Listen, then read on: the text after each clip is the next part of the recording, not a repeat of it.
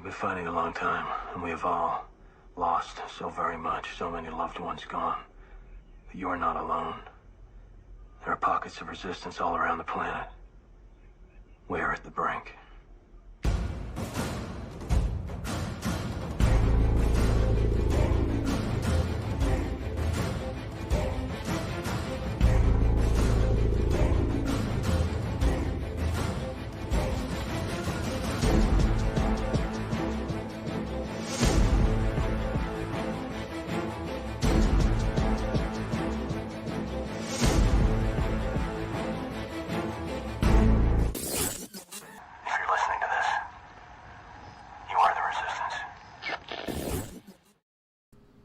What's going on, everybody? It is another Wednesday night SITREP. Guys, it's good to see everybody, and we're back. It's been a long week. Lots of stuff going on. Good to see everybody in the chat. We got a few people popping in already. What's up, Karen? What's up, JJ? Carrie, Mel, Janet, RC. It's good to see you guys stopping in. What's up, Ian? What's up, man? What's up, man? So we're looking at, what is this? This is episode 61, right? 61. 61, man. We'll just keep pushing along. It's unbelievable. Unbelievable. We're calling this one Fighting Giants. We're going to be talking about some of our own giants we've had to fight and you know, kind of the different things, like both figuratively and like literally, you know, some of the giants and stuff that we've had, you know, people have had to fight in the past. And I think it's a good kind of comparison. But you guys are in the chat. Make sure you guys say hi. We want to see you guys pop up on the live stream. And then you guys will show up on the screen here. But yeah, man. So what's new? Well, one of the giants that I'm noticing right now that we're having to fight is our friends over at Through the Black, always going live at the same time. Right? I went live and then I saw them. They went live right at the same time, man. Come on, guys. I don't even know who it is. I don't know if it's... I'd call him out, but I don't. Yeah. It's probably Tom. Yeah. He's probably doing something important, too. Yeah. So, he's probably got something good going on. But... it's good to see you guys. Hey, everybody's here pretty quick too, man. Yeah, I know we're always late. I guess maybe they come in and then we aren't here and they leave again. But hey, launched. Thank you. We launched at 9:00. We just had to make you guys wait a little bit. That's cool. Yeah. Oh man. Well, I don't know where you guys live, but it snowed 3 inches last night, and now it's completely gone. It's the end of the world, man. Dude. It really is. I mean, you're never going to be able to prepare for what's going to happen in the end, like the real end of the world stuff. We think this is crazy. Imagine being on the run or whatever, you know, like just not in your home. You're just kind of wandering, right? Where, you know, many of us believe in the greater Exodus type scenario. So we're out there. One day it's 50. The next day, there's 3 feet of snow or 3 inches of snow. Then the next day, who the frick knows? You know, I mean, I don't know. It seems crazy, man. I know my wife had a weather app and she told me it was going to snow. And I was like, yeah, right. I was thinking like flurries. Yeah. You know, like it was going to get cold and kind of be flurrying, you know. But my God, I woke up like pissed. I didn't give myself enough time. I'm like, what? Well, it's funny, man. I got the motorcycle all put back together. It snowed. just got my paper plates the day before it snowed, and I'm like, man, this is my day off. I could be out like riding. No, there's snow on the ground. What is going on here? But yeah, man, it's crazy stuff. That's what it just lends credence to the fact. I honestly believe, like, you know, I mean, talking biblically, right? It says that the enemy seeks to change times and seasons, and I think for quite some time, like, because I remember, like, of course, I lived a little bit north of where I am in Indiana, about 45. We were closer to Chicago, and they have lake effect that comes down, but we would have like start snowing in October. And it wouldn't stop until, you know, March, April, something like that. And we just had crazy weather patterns. But now it just feels like all of the seasons and stuff where you know, fall is going all the way until December. And then now Like winter is from like January until now April. So it's like we're missing, like time is off. I mean, you can look at it like, the Gregorian versus the Hebrew calendar. It's off by 5 days every year. So, after 365 years, aren't you off by like almost like, or was it, I did the math for it before, but you're off by so much time. And then if you look at, solar calendars versus lunar calendars, I mean, there's just so much. This is why I think Jesus said, you won't know the day nor the hour, because we can't even figure out, our we don't even know right now. Well, we don't even know if our calendars are right. Right. We're like, oh no, it's got to be this day. It all lines up. We'll know by the Moedim, and I know I've been watching and seeing a couple people popping up on my Facebook feed, that comes out and it says stuff like, 30 days until, or, counting the Omer and stuff, and which is cool. Yeah. I mean, at least people are trying to figure it out. I don't get that deep into it, Well, like it's interesting. You're counting the Omer and everything, and then waiting for the barley and all that.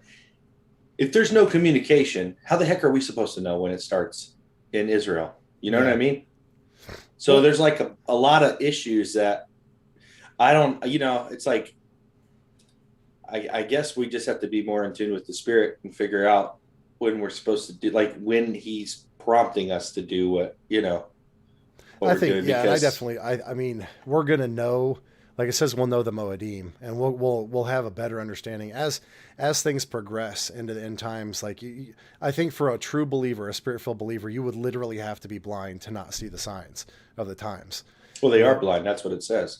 Well, right. But Jesus tells them, he said that when the disciples ask him, they said, what is going to be the sign of your return? And he's like, many are going to come and, be like Christ. There's going to be wars, rumors of wars, famines, all of these things must happen. We know that Jesus said that specifically. Then we have things of like the lawless one returning, the man of sin, the man of perdition. Like we're going to have a whole lot of like a litany of things. And I think a lot of people, they want to point out and take, and they've been doing this. Every generation of Christians since, the first century Christians have thought that Jesus was returning in their lifetime, and they would try to take prophecy and squeeze it into their lifetime. I mean, when you look at the Jews, do you not think that during the Holocaust, they would have thought that was the end for them? That the Messiah would return during that time, because that was one of the greatest persecutions, of the last 200 years. But that's not the first time that's happened to the Jewish people or the Hebrew people.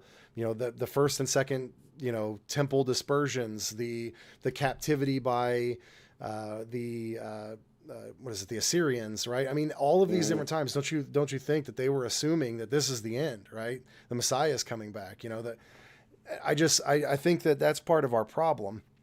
Is we look at our situation where we're at, and we try to squeeze the scriptures into that position or that that thing, and because there's still a guy on my Facebook feed that swears up and down that Obama is the Antichrist, and he's coming back. I'm I don't know. I think it's interesting, the whole perspective thing. We say this a lot, but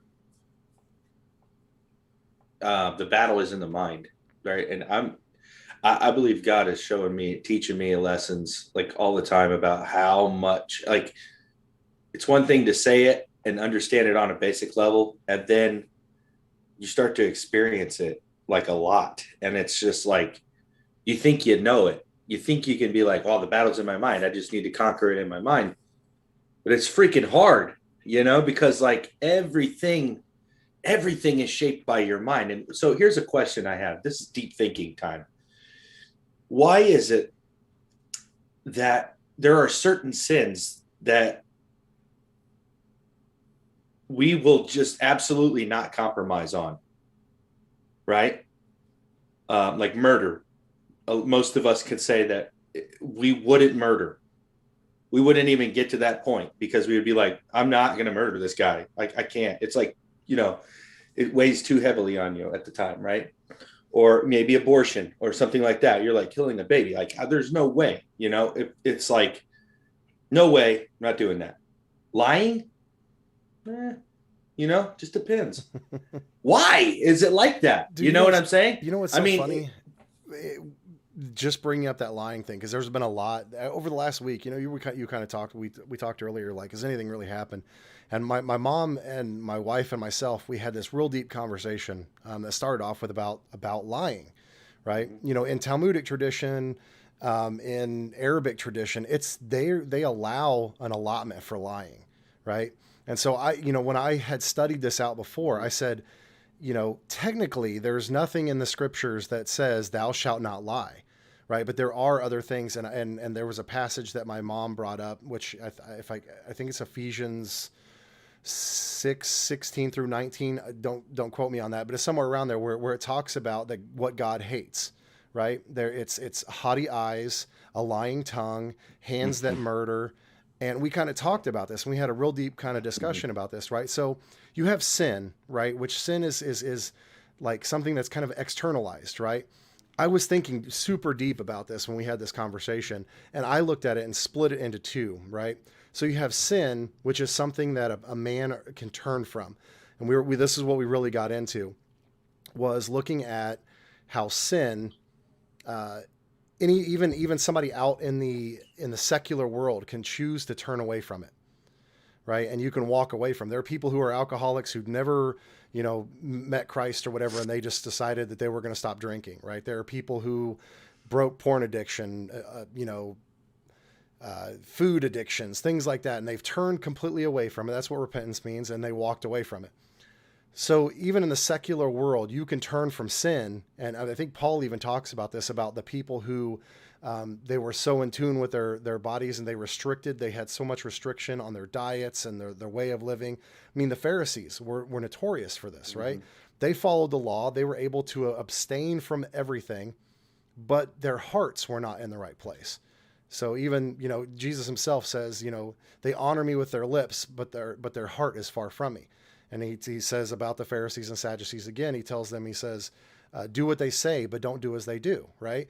So they can act and function in the law and turn away from sin without having the Holy Spirit to direct them. You can do it on your own free will. You can abstain from certain foods. You can choose not to kill. You can choose to honor your mother and father, all of those kind of things.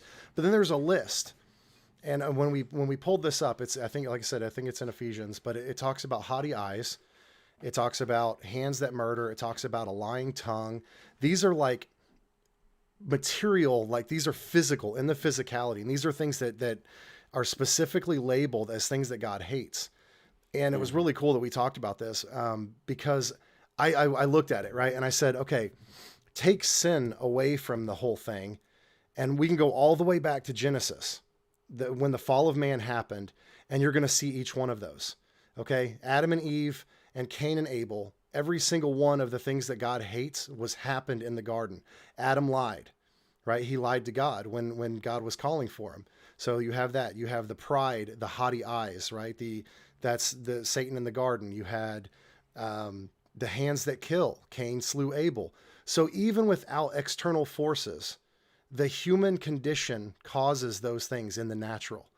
So even without a litany of demons that are whispering into your ears, because this is before the fall of the fallen angels came down and had their children and stuff, man still does those 6 things, 7 that are abominations without any external sources.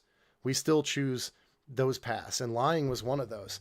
So I was looking at sin as an externalized force that we listen to and then follow through on. This is natural sin.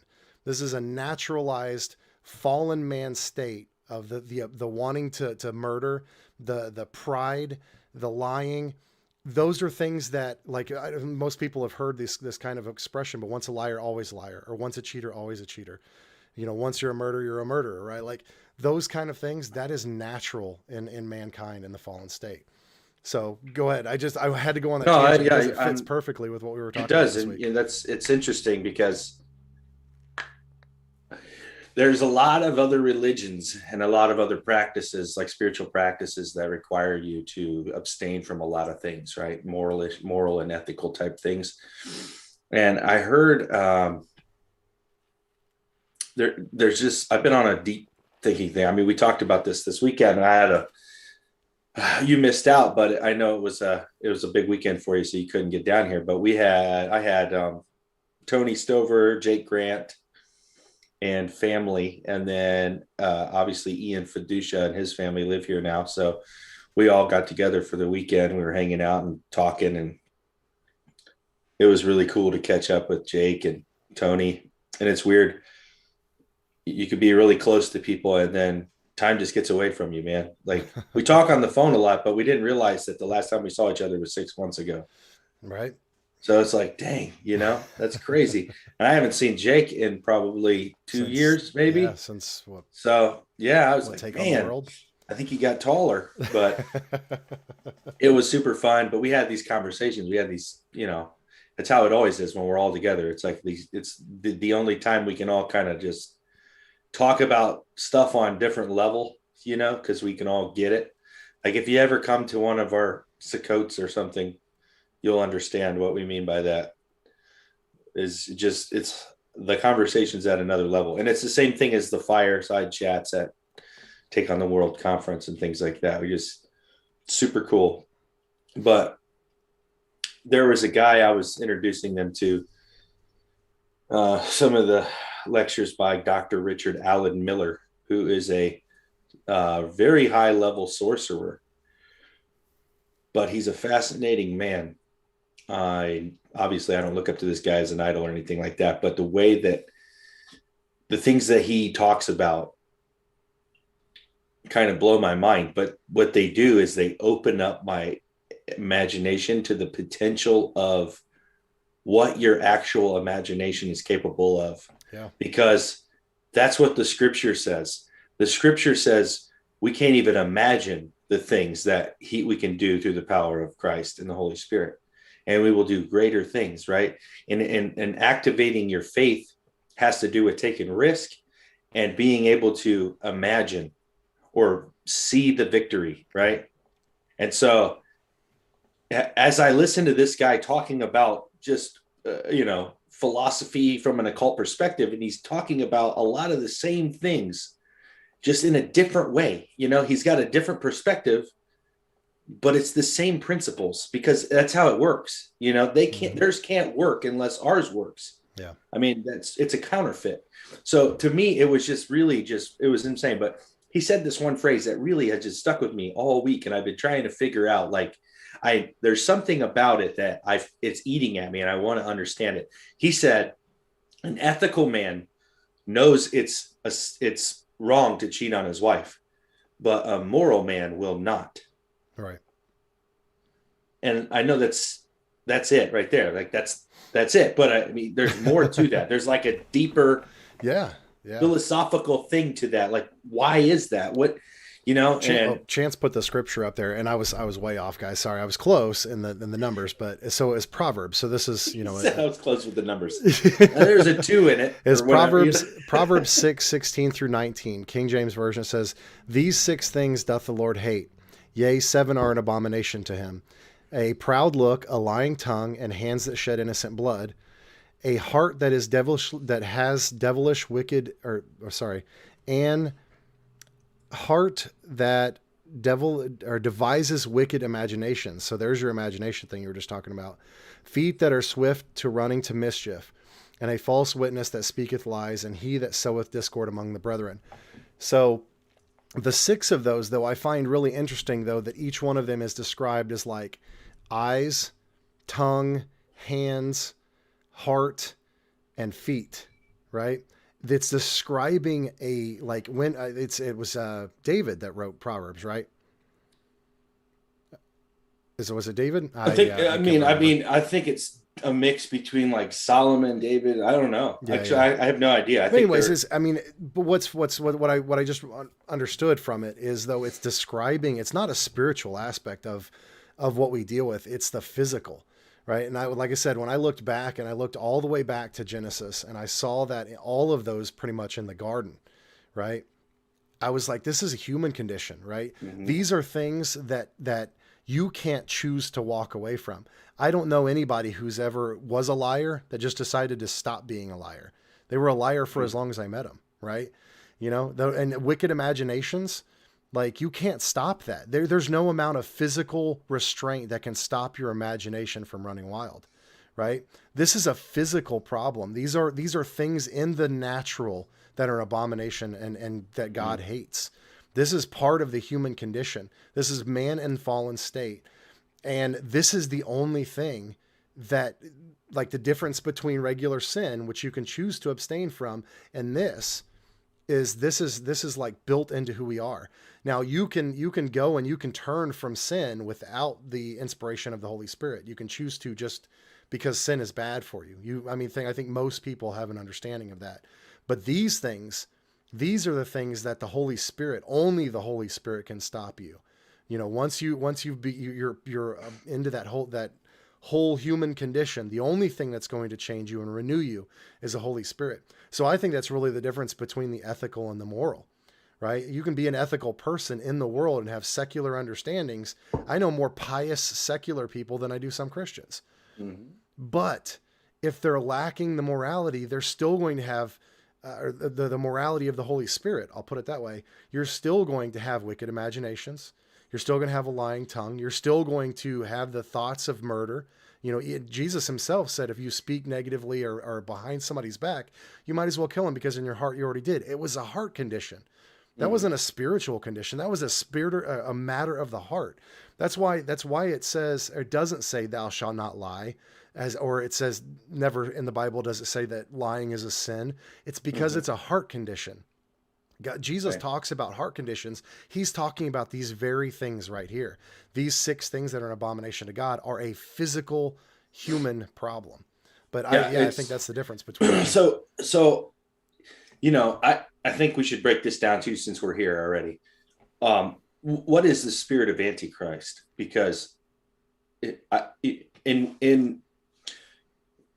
have to understand, like, black magic and the occult, it sounds wicked. It sounds like this, you know, just this thing that's looming and so powerful. Really, it's love of self.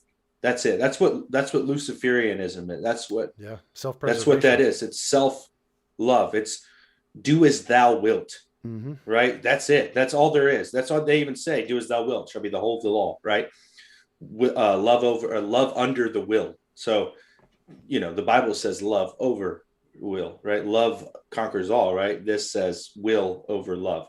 So it's the antithesis, right? Well, so when you do things to preserve yourself out of a self-preservation mode, right, then it's the spirit of Antichrist, because the scripture says that when you have died to yourself, you no longer live for yourself, right? That's the problem. This is the biggest thing that really just kind of has been challenging me for the last week or two, is that so many times we feel like we've had this encounter with the Holy Spirit. We've made this decision and we're living for Christ. We say it, we're all in, right? We're like, hey, that's it. We're all in. We've had the conversion. We are now believers. Yet we still stumble and we still fall back into this lifestyle of self-preservation, because we're not dead yet. We're not all the way dead yet. You know what I'm saying?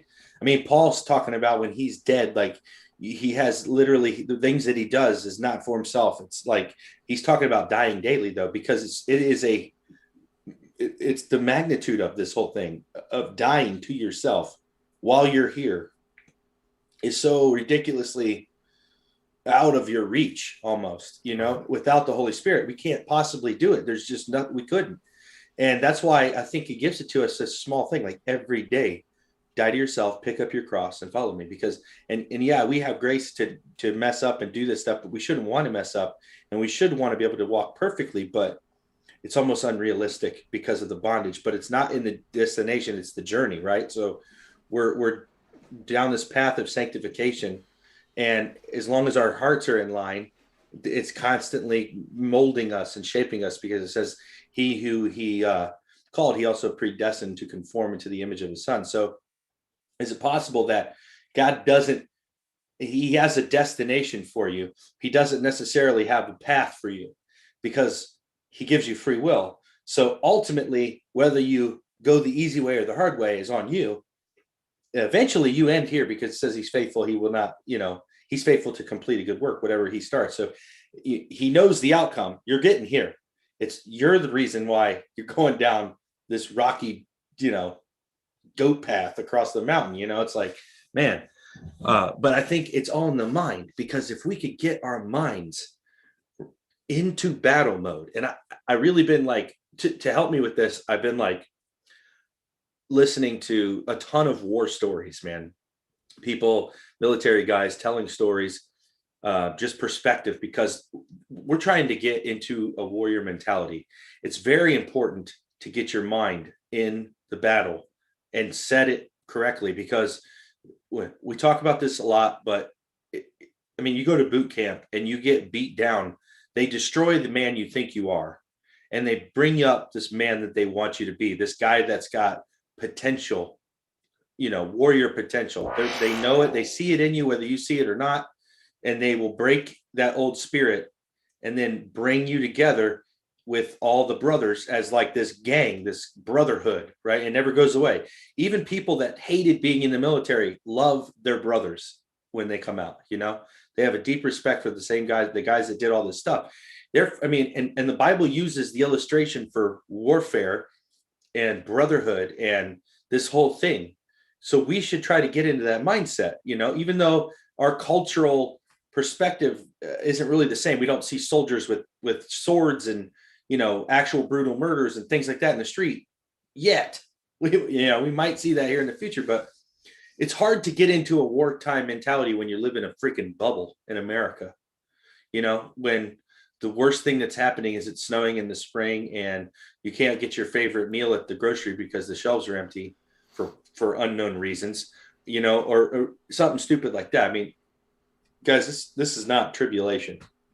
So I think it's awesome that God has given us so much time, because we're slow learners, man. We're trying to figure this out, and we got to get into the mindset. And so there's a lot of things that I take away from listening to these, whenever you want to learn about persecution, listen to martyrs, or listen to testimonies of martyrs or people that were tortured for Christ, or just stories of missionaries and things that they come up against.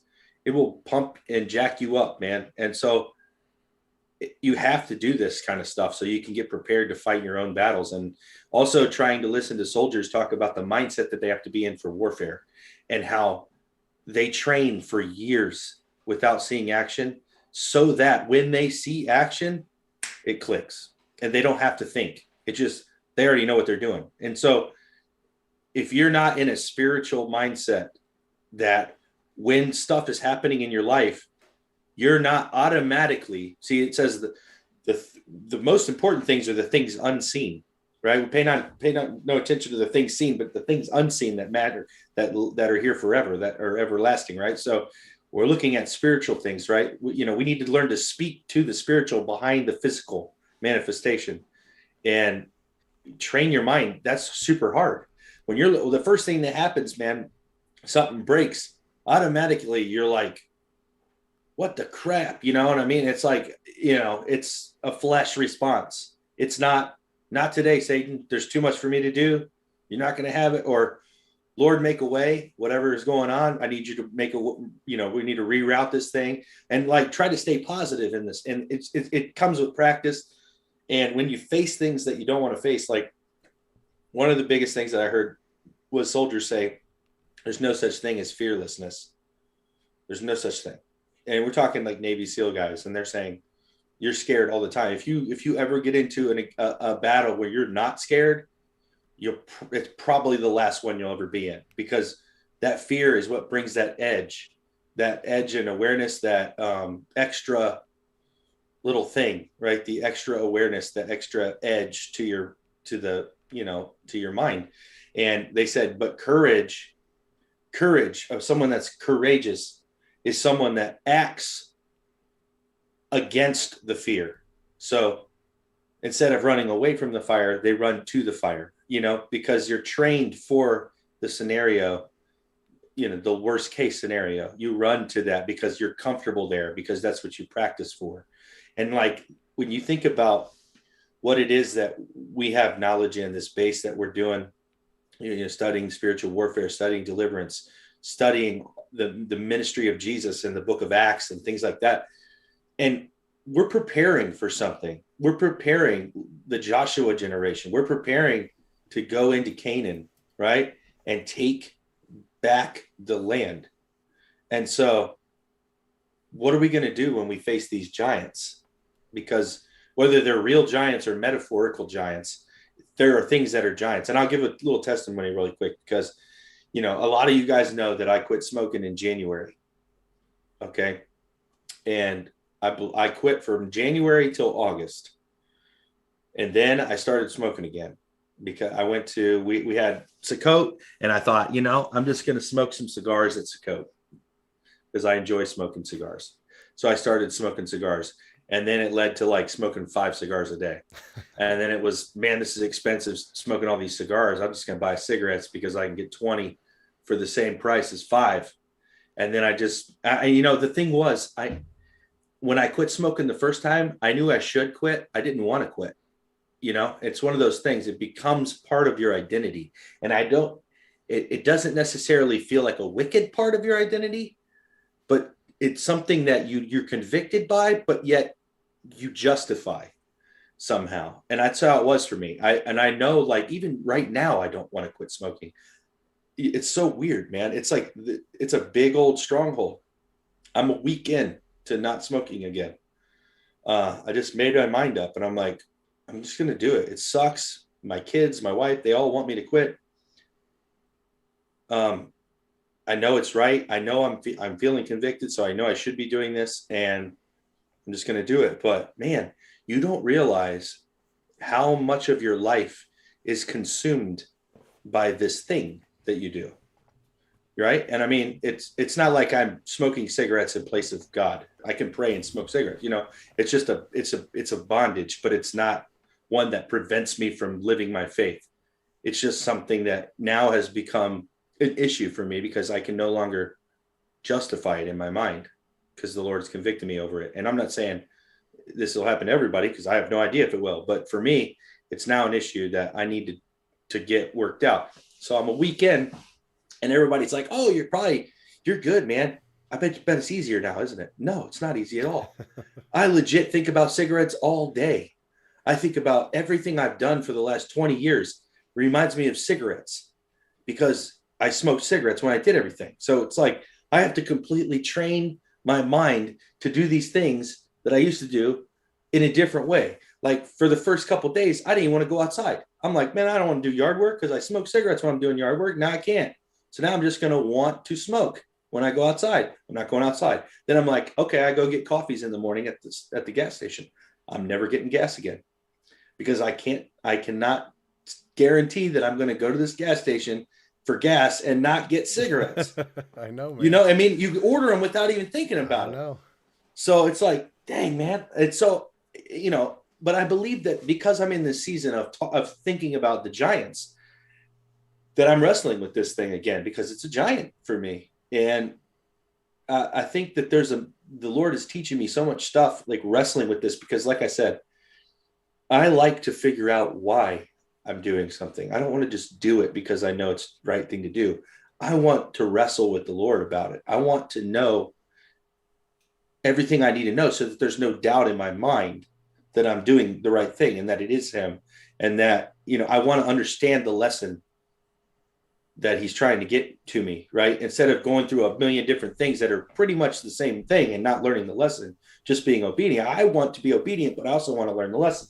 So I've been wrestling with this whole thing with the giants, and I know there's more. But see, this is one thing that I've noticed about this situation for me. Many people think, so for me, I've figured out that I'm not addicted to nicotine. I don't feel any kind of effects of not having nicotine. And I would smoke probably a pack a day. So, I mean, you would think that if I was quitting and I had nicotine withdrawal, I would feel something, right? I'm not feeling anything. So I think to me, it's oral fixation or the breathing aspect, because you take that deep breath and you hold it and then you release this long, or whatever. It's different. But I mean, for the most part, the breathing part it's like a calming thing, right? It's like maybe I'm dealing with anxiety, and maybe I've been dealing with an anxiety thing for freaking years. And because I've had this coping mechanism, I've never noticed it to be a problem. But now without this coping mechanism, it's really evident now to me that I have an anxiety problem, maybe, or there's something that I haven't dealt with that's making me stressed out. Yeah, you know what I'm saying? Coping mechanism. Right. Yeah. And so I'm like, okay. So, yeah, you can tell me there's cigarettes with pork in them all day long, bro. I don't, I mean, like I said before, it's weird how people have like certain things that they can justify and then others that they compromise on.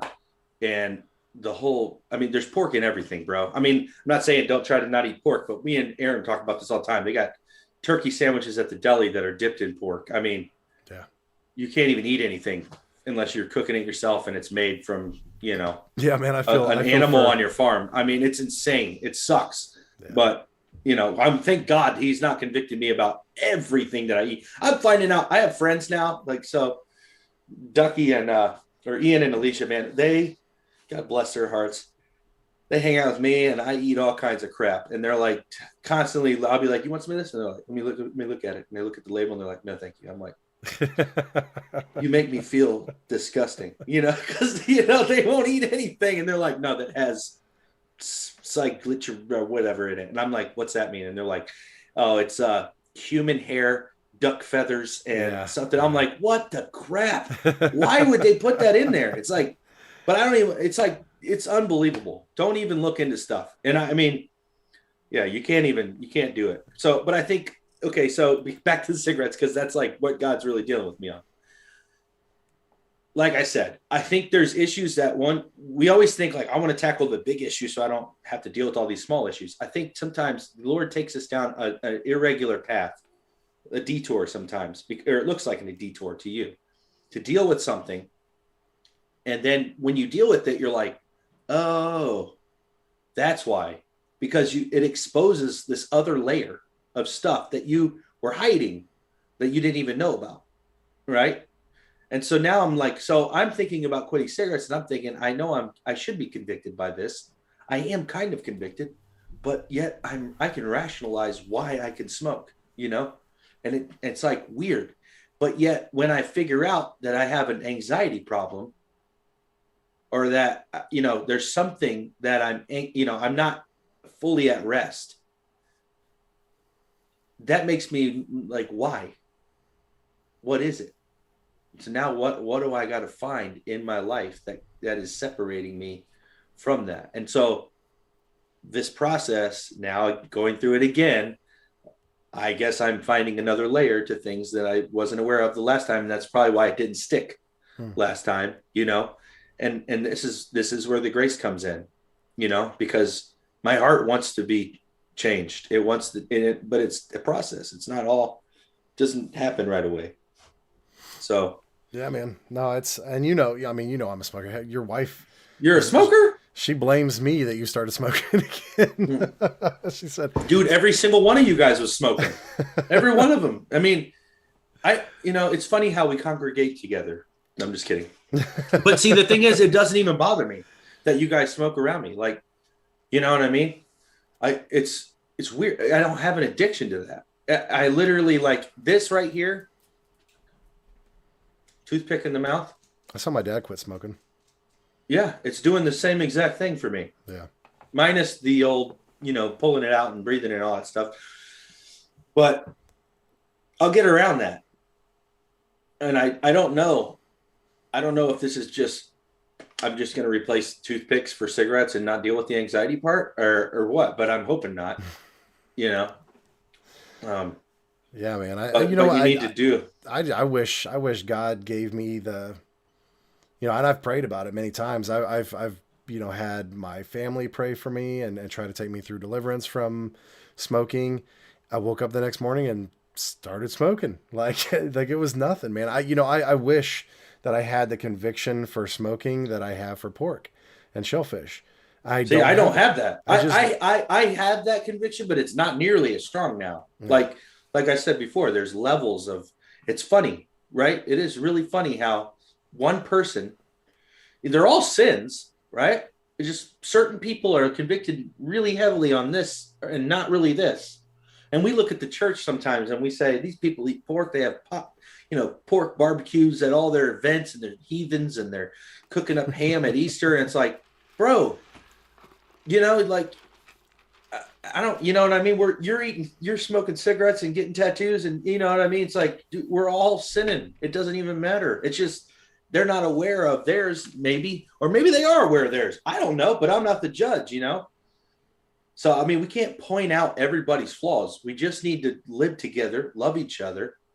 And, you live a life that's conforming and under the conviction and the guidance of the Holy Spirit. And maybe it rubs off on somebody.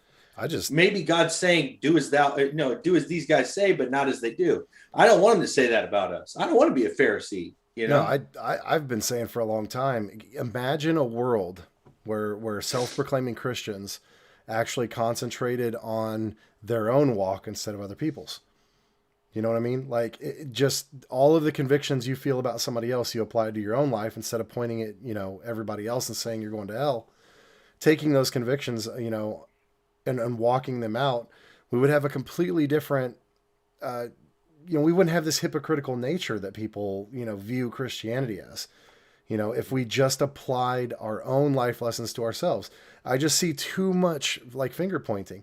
And I know that every single one of us has some kind of, secret sin or flesh desire, whether it be what we just spoke about from Proverbs, where it's wicked imaginations, or, you're cussing at the little Asian guy in the slow lane on your, on the highway, cause he won't get out of the way.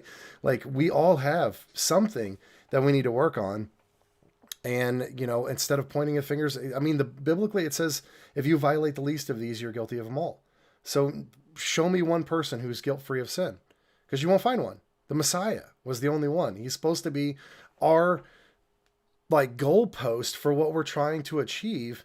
And we're pointing at everybody else saying, why aren't you like him? And what's that old adage? It says, if you point your finger at somebody, you've got, 3 fingers pointing back at yourself or something like that? That's your Nephilim. And you have 5 fingers pointing back at you, or what? But yeah, man. I don't know. And speaking about what you were talking about, because we kind of touched on this a little bit when we talked this afternoon, but you and I both, just talking about giants in our lives and stuff like that, and trying to talk to the whole smoking thing, man. One of the things that I took away from it, because when I was looking this up, I was studying some psychological literature on addictions, right? And I look at addiction as a coping mechanism so we're utilizing something in the world to fill a God-sized hole, right? People use sex addiction, alcohol, pornography, masturbation. There's a plethora of coping mechanisms we use to deal with stress and things like that we're not using God to do, right? And one of the things they said was, the first thing that you do in the morning, when you get up for bed, the first thing you think about, first thing you walk into, do. And I'm not talking about going and brushing your teeth or whatever, but maybe that has something to do with vanity. I don't know.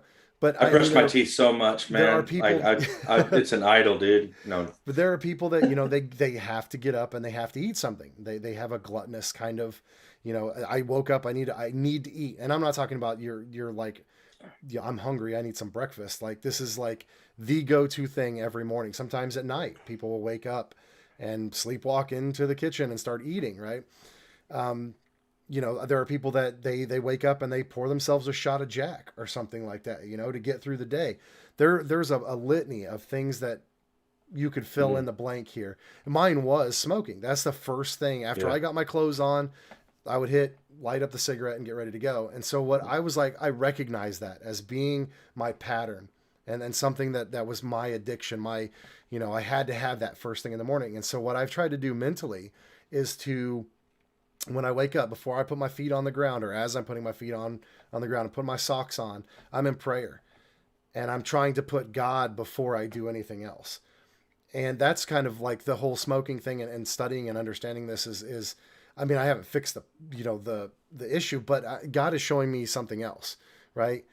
I need to be trusting in him. I need to be doing that, and I need to put him first. And so that was kind of like my stepping stone to moving on to the next level, is breaking away from whatever my coping mechanism is and trying to at least in that instance put God first before I even go light up the cigarette. So I mean, I feel you on that, like, you know, trying to find out the root of the problem, because the cigarettes isn't the problem. There's something else that right is, right. I mean, my aunt, she used to be one of the leading female doctors in Indianapolis, and she died. I used to live with her for like when I was 16 or something, but she knew me pretty well, and she knew that I had a form of like ADD, as what they would prescribe it as you know, ADD or ADHD. And you know, I consider it, you know, I saw a guy talking about this the other day. He's like, only until 100 years ago did we throw children into a classroom and they weren't hunter-gatherers running around, you know, with their eyes behind, you know, looking for predators and stuff, right? Like, you know, so he's like, I'm the normal one, right? I'm the one, everyone else is weird. But that's kind of how I feel. Like, this is just how we're built, right? But she said I was self-medicating the ADD or ADHD through the cigarettes. And I see that, like, I'm training somebody of my work right now, and I've probably smoked twice as many cigarettes because I'm not working and I'm talking. Yep. And I have to like, and maybe it's from all of the crap let me tell you something in the food, bro. You know? When I used to smoke, like before I quit the first time, I smoked a lot more. And all of you out there that are in the chat room that ever got the pleasure of calling me on the cell phone at night, we'd have like a freaking 3 or 4 hour conversation. This is back in the day, right? Which is awesome. I loved it, man. I loved, because like when my family went to bed, I was allowed to do whatever I wanted, right? So I just call people, man. And I made friends that I never met, like Nathan Reynolds, one of them. Tony Stover's one of them. Adam Wegman, another one. Guys, we used to talk on the phone for hours, man. And I would smoke like an entire pack of cigarettes in 2 hours. And during it, it was just a thing. You're just doing it. You know what I mean? You just light up another one, like chain smoking like crazy, man. Normally I wouldn't do that, but there's something about it. Like, it helps me to focus. I think, and you know what I'm saying? I don't know what it was. I think it's bringing back, because to be honest, I mean, you and I know, right? Because we've been in this whole thing with the conspiracy theory. The stuff like the fluoride they put in the toothpaste and the water, and it, like, from whatever it is, man, it's like I can have something right on the tip of my tongue, like right in the edge of my brain, and I can't get it to come out. And I smoke a cigarette and boom, it's right there.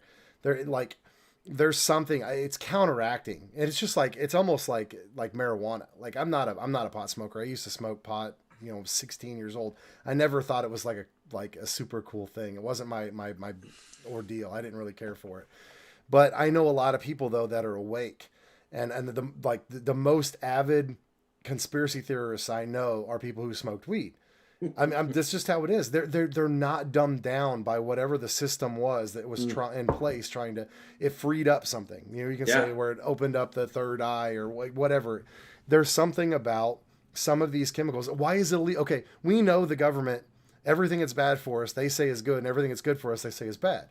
That's been my justification to like why I smoke cigarettes, because I look at everything else they say is good, like the sweeteners, all the stuff the FDA approves for us to eat that is clearly bad for you, right? You've got all of the pharmaceuticals, the pharmacia, all of that stuff they say is good for you. The vaccines, the shots, when there's a plethora of people who are dying, getting sick, paralyzed, all kinds of stuff, right? They say it's fine, right? But the one thing or the two things they say are bad for you, like predominantly, right, are smoking and smoking weed, right? Those two things. And those are the two things that to me seem like it breaks you away from the system. It's whatever. Like, it's okay to drink a bunch of alcohol.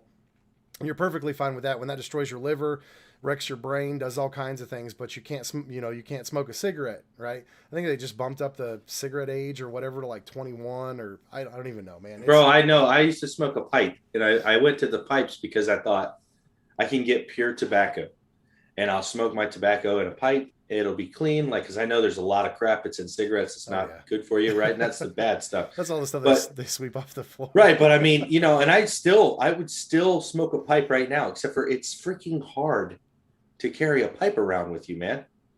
It's not like the old days, man, where they're just like sitting around the fire and, but I eventually, I don't see anything wrong with that. Like, I realize that tobacco is a natural thing, like in moderation. But to me, this has become an addiction, Yeah. And so, like, until I can conquer this thing, I don't think that I should allow myself to have a pipe, just because I can't do what I just did before, where I allowed myself to have a couple cigars and went back the same way, So I got to break that. But I mean, right now it's more the mental. It's the imagining your life and not having those places as almost like you look at a YouTube video and you see all the pre-designated places on it for ads, and it determines if you're going to watch it or not, right? Well, now I'm looking at my life as like it's a YouTube video and there's a million ads in it. And I'm like, man, I don't even want to deal with it right now. Like I can't handle it because there's too many ads. And so that's what it looks like to me. Whenever I see the stuff that I want to do, to me, I'm visioning all the cigarettes that I'm not going to be. So I'm looking at my problem as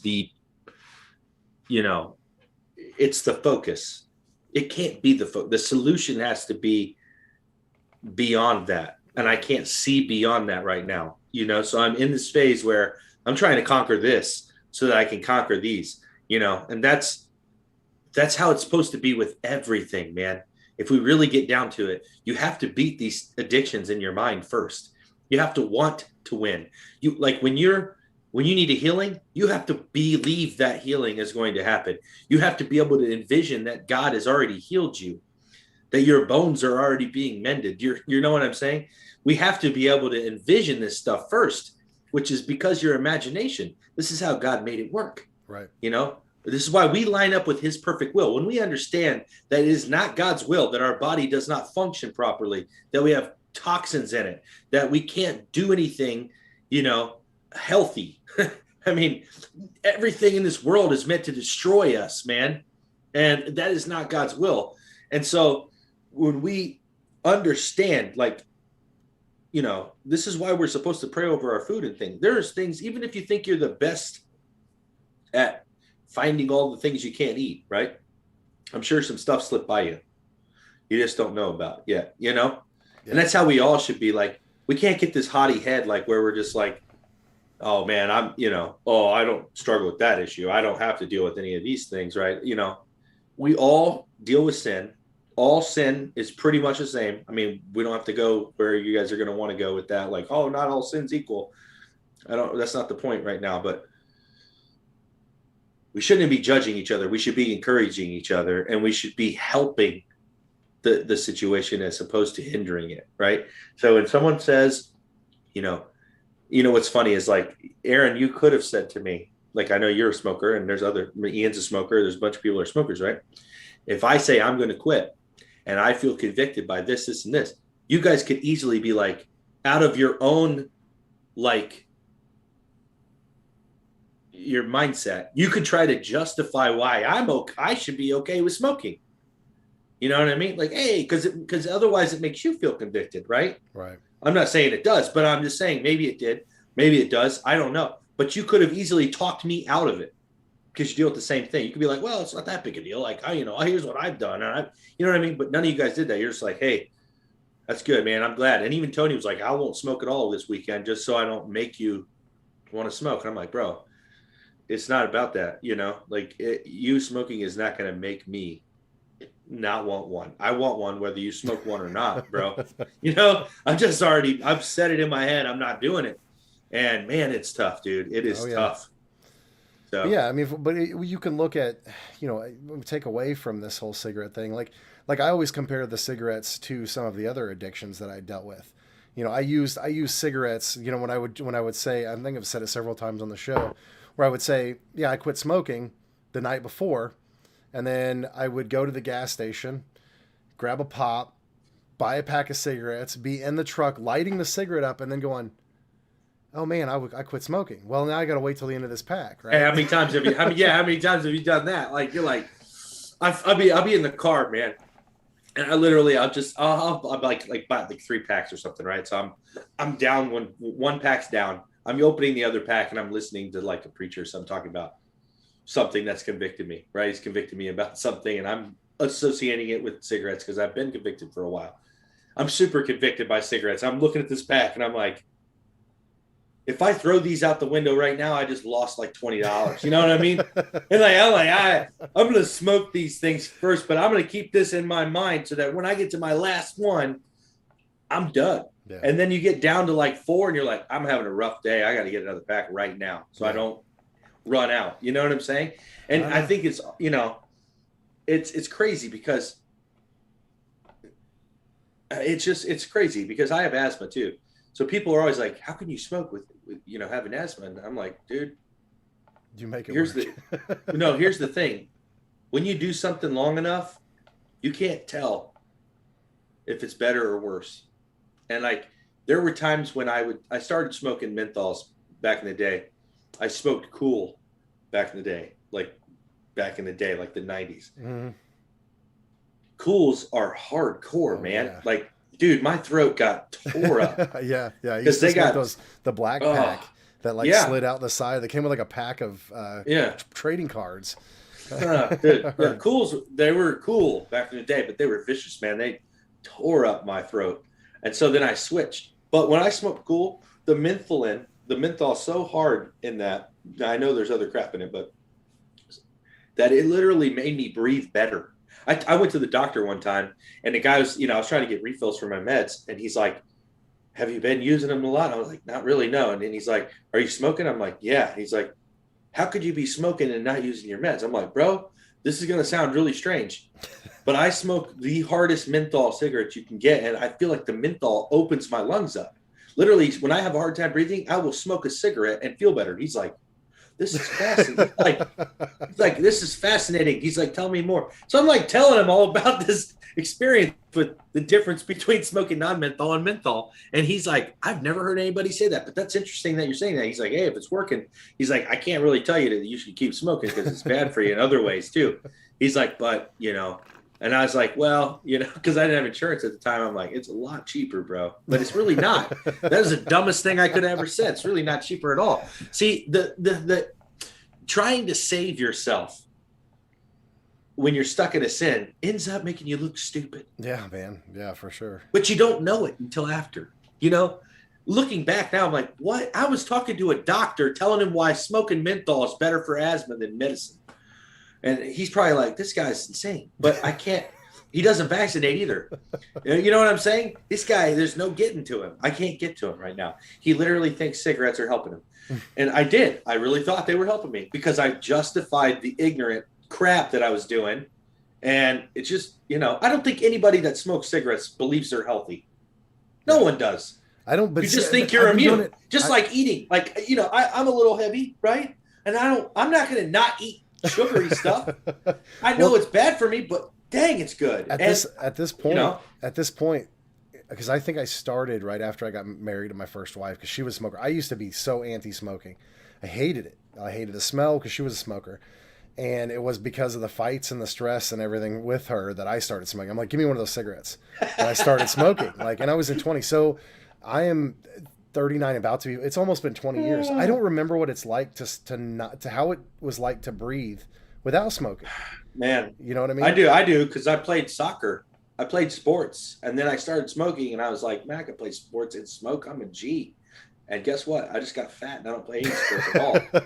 And now I'm just a fat smoker, And I try to run. Like, I'll try to chase one of my kids down, and I get super winded, and I need a cigarette. And that don't even make sense. That's how ignorant it is. Yeah. You're like, oh my God, I can't breathe at all. I'm like, oh God. It's like, but that's how it is, though. And guys, we're using this smoking as an analogy for all of the giants in our life. Right. Because you can fill in the blank. You take out cigarettes and put in whatever other sin you're struggling with, and it's the same thing. How many times are you justifying to a doctor, your sin? Listen, man, I know you went to all these years of school, but I've read stuff on the internet. Right. I'm in a bunch of groups, dude. There's a meme that says that you were going to say this. Yeah. What's your last name again? Rothschild? I knew it. You have, see? But yeah, guys, we're coming to the top of the hour, and then we've got, more to talk about this. But yeah, I mean, but kind of moral of the story is I can take out smoking and put in many other sins that we try to justify in the same aspects. Like, well, I don't even know what it was like to be like this with, like I just said about breathing, right? I don't know 20 years of doing this, I don't even know what it was like to breathe before this. I can't even remember. Think about another sin that you do that it's like that. I don't remember what it was like to be me before this, before I started doing this, and that's something that Satan lies to you about too sometimes. And he'll tell you, well, this is how you are. You can't change it. You've always been this way. Or, what was it your wife said about being an angry Italian, right? Yeah. This is just how we are. This is just how Italians are. Right? Yeah. I mean, you fill in the blank, guys, and this is where we're at. These are the giants we fight every day. And we're just, we're just talking, we're talking about our struggles about smoking, and I could fill in many other things that I struggle in the same aspect. This one just Andrew, man, you found a cigarette emoji. Is there? Oh, he did find cracking me up, bro. Cracking me up. There's a person These comments running away. Are great. I've been trying to person keep running away from a cigarette. Well, it's a T-shirt right there. You just hooked me up with an idea. I'm making a T-shirt.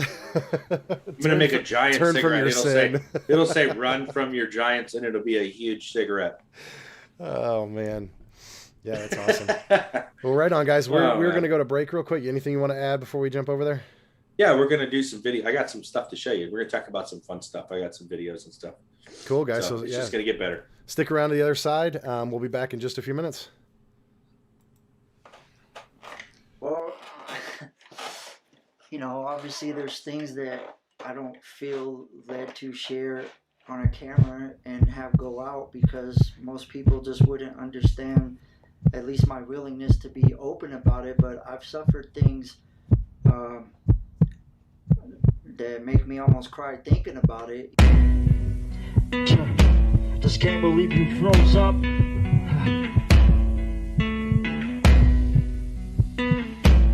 I grew up in Houston, Texas, and I'm raised and born in Houston, Texas. I'm born from a rapist.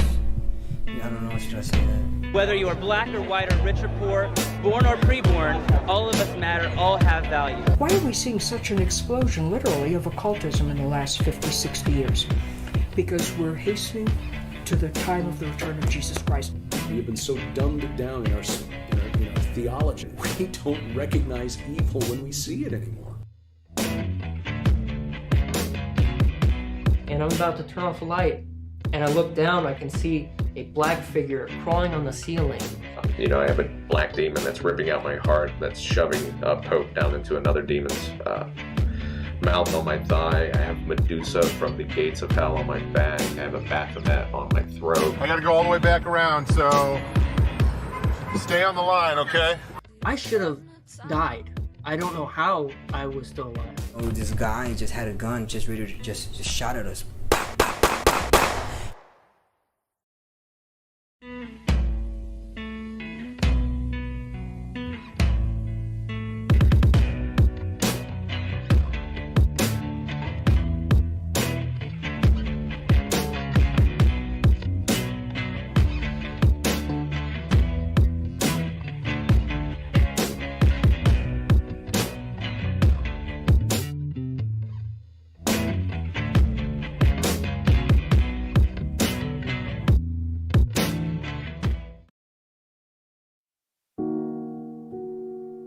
My name is Jessa, and I'm a survivor of human trafficking. Every year, 1.2 million voices are silenced through child trafficking. It was taking place in suburban neighborhoods. I was also taken into a few other countries for the sole purpose of being trafficked and being sold. Every year, $150 billion is spent muffling the song of youth in over 1 million young hearts. So when I was a little girl, my family was part of a group of people that severely sexually abused me. Let the children come unto me, and do not hinder them, for to such belongs the kingdom of heaven. When I was 21, a lady approached me and she gave me a piece of paper. And if I ever wanted help, she would be there. The message she constantly told me was that this is not who you are, and you are so much more than this. For the price of a meal, join the chorus of other voices speaking up for those who cannot. This is not okay. Then it was the courage for me to say, this stops, and this stops now. 1/2 of all the profits will be donated to Through the Black to help combat child trafficking. I'm not the same person. I have completely changed, and I'm liking the person that I'm changing into. It's pretty cool. And we can all say, I am a voice. A voice of innocent children everywhere.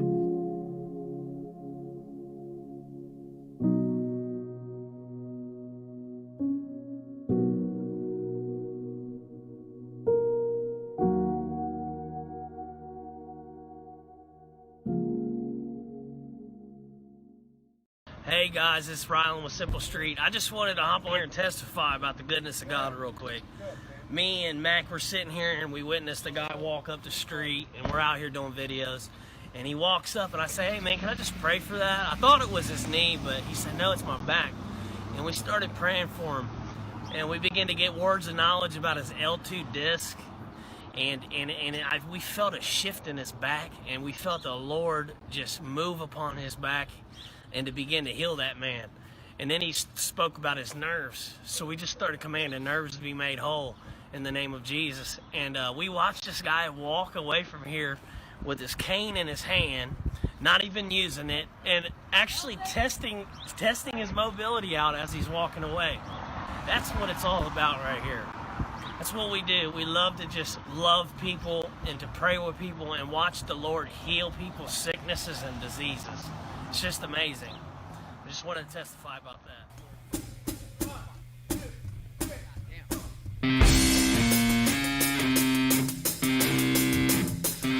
They say that in war, the truth be the first casualty. So I dig selector, I the resurrector.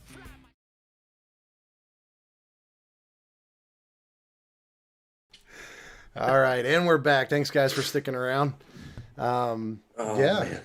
It's man, the chat is lively tonight. I'm loving it, guys. I see all the conversations and stuff in here, and yeah, I'm seeing quite a few other people who, you know, they're feeling convicted about the smoking and stuff too. So, Lynn, we're gonna make some more commercials and stuff. We'll make them a little bit. It gives us a chance to go to the restroom and stuff. So we put them in there to try to help, you know, our people and stuff, because we don't monetize the channel. I don't think we don't have any commercials or anything that pop up in our show, do we? Do what? We don't have any commercials because the channel's not monetized, right? No, we can't. I can't monetize, bro. I've been banned from that for years. I don't know, man. I almost feel like, to be honest with you guys, I almost feel like doing an experiment with YouTube and starting another channel and only doing this show on there and literally starting from scratch and seeing what happens. Because I've already been hated forever for other crap that's not even on this channel anymore. It can't be on this. I already deleted it all, you know? But it's put me on lists. It's, you know, and I don't know how that all works. I don't know if, like, next time I start a channel, if I'm already on the list, or if, you know, because I thought, like, didn't we have somebody that was telling us that's in our chat? Yeah. Oh yeah. It was Julie Jules. But yeah, so I mean, we already know that we're being tracked by certain people, and I know that for a fact that you don't get notifications all the time. There's a lot of people that I'm getting. It says in my analytics that 10 people a week are unsubscribing. Who does that? You know what I mean? Like, it's all psychological. I think, like, they're just trying to, and like the fact that, you know, for the last, like, I think when I was first building it, I got to like 2,000 people in like a year, right? Which is pretty good. I mean, you know, the videos I was posting were long, so it wasn't like I was doing all these little short videos, but I'm at like 2,300 for like 3 years now. I mean, I've been there I haven't gone up, gone down, even though I'm losing 10. Yeah. And I think too, but if we were monetized though, we would get more.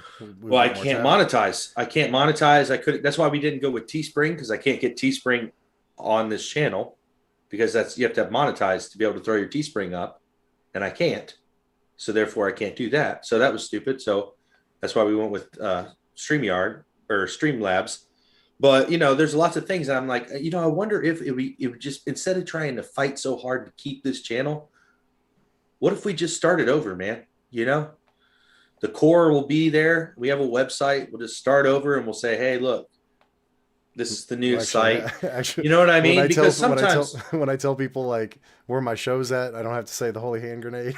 You just go look up SITREP resistance on. Well, dude, I even forget. I forget sometimes that because I know we call it SITREP and everything. I just talk about that, but I forget that it's on a channel called the Holy Hand Grenade, which, you know, I feel like there would be a lot of benefit to it. The only reason it's like it seems like a hurdle is because it's almost like this channel is my identity. You know what I mean? Yeah. And it'd be like hard to like just be like, all right, well, this is done. This season's over, you know, and go to something new. But really, this is how you beat everything, isn't it? You take a risk and you take a leap and you say, this is done. This is something new. Or I'm done with this path. I'm going here. Or I'm no longer that. I'm going here, you know, or I've become something else and I can't fit myself into this anymore.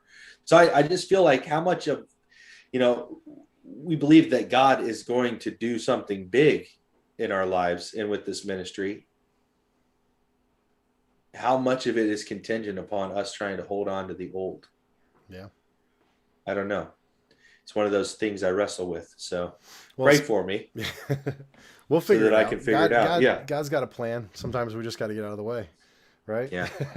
But speaking of identity, this was something that Ian and we kind of touched on a little bit earlier, and we didn't get to talk for a lot of time this afternoon. So we kind of want to, you know, talk this out a little bit before we move on to some videos. But we were kind of touching on this because over the last couple of weeks, we've just kind of really, there's been so much going on. I know with my house, I mean, we're preparing for the baby. The baby's coming in 40 some days. And so I don't know if you guys can see behind me, but we've got all of my daughter's room in our front living room where I work, because we moved my son's room to my daughter's old room, and the bigger room is now going to be the girls. And not only that, but my wife put up a thing for the baby shower on Amazon. And we have like 40 Amazon boxes because we're going to unbox it all. We're going to do like a live thing because, I mean, some people have just been fantastically like generous. I mean, somebody, I don't know if they want me to say who it was, but they sent us like, I think 12 boxes, or they ordered 12 boxes of diapers. I mean, that's truly a blessing. I mean, when we looked at that and saw that, it was like, wow. I'm so, you know who you are. Thank you for doing that. That was, you know, it's been a blessing to have people who care about you and stuff and want to be a blessing to you. So yeah, we're going to, once we get all the packages and stuff, we're going to do like an opening online. Cause you know, I don't know why my wife didn't want to do a baby shower, but well, you know, what it is, but you know, it's been cool, but there's been so much going on. And Ian, you can kind of say what, you know, I was working on the motorcycle. I've been repainting, redoing drywall, all kinds of stuff in these rooms. So I'm kind of like, if we're going to do them, let's do them right. Let's just completely redo the rooms. So I've been super swamped. I'm training somebody at work, so I don't get to listen to my normal shows and stuff. I've literally been like hovering over somebody's shoulder, making sure they don't kill themselves on a pole or whatever. But, so I'm like in this dry spot right now. And Ian, you kind of felt like the same thing. Like it was just like, there's like this void, and it feels weird after we've done 61 episodes and we've been having like thing after thing where it's like, you get these ebb and flows where it's like been real high and there's been miracles and deliverances and God's been doing awesome things for us. And then you just kind of hit this plateau, and you kind of felt like that too, right? Mm-hmm. Yeah. I feel like, over the last couple of weeks, it's normally, you know, the spirit, and I'm having these, you know, deep things in the spirit all week. And then the show, it's kind of like when I get to express that. And I had conversation with Aaron about it as we're doing it, or other people and some of the guests that we have on. And, but like for the last couple of weeks, it's been just kind of like, yeah, you said stagnant. It's just been kind of it's almost like a dead spot, you know, like the divot where you're like, if you're spinning and you feel that divot on your wheel, every time it goes around, you're like clunk, clunk. And it's like, your wheel's still working. You just have this thing that's kind of bugging you. Right. And I don't know what it is. It's definitely, I know it's spiritual. Everything is spiritual, but yeah. Kelly, I don't know what it is. Yeah. I just don't know what it is. I don't know what it is. And I'm wrestling with it, and I'm asking the Father about it. But the thing is, I don't want to speak for Aaron, but I mean, I think we're pretty close to the same. We have established routines for our spiritual lives. So whether we feel like it or not, we do the same things. So you don't live your life by just doing what you feel like, right? Love is not it's not a feeling, right? It's a choice. Right. You don't always love your spouse, right? You choose to love them. You choose to get past whatever you're in because you know it's just for a season. And you know what I mean? Like, we are choosing that even when we say for better, for worse, we might be in a worse right now. I'm not talking about my spouse. We're actually super good, but I'm talking about like whatever this issue is, whatever this attack is. It's a good analogy because technically we are in, biblically it says that we are in a marriage, right? It has the same kind of covenant language as a marriage. So it's the same kind of thing. You know, there are times when you have arguments and fights and stuff like that. And there are times when you fall out of love but then you just put yourself back in, right? It's that same kind of thing. So I think it's a good comparison with our walk. We were just kind of talking about this and it was like, is this what do we say? It's not like our walk is not like a goal, like where you set goal posts and then you just keep going. And it's not, what do we say? It wasn't like a lifestyle. How did you word that? No, it's it becomes your identity. Right.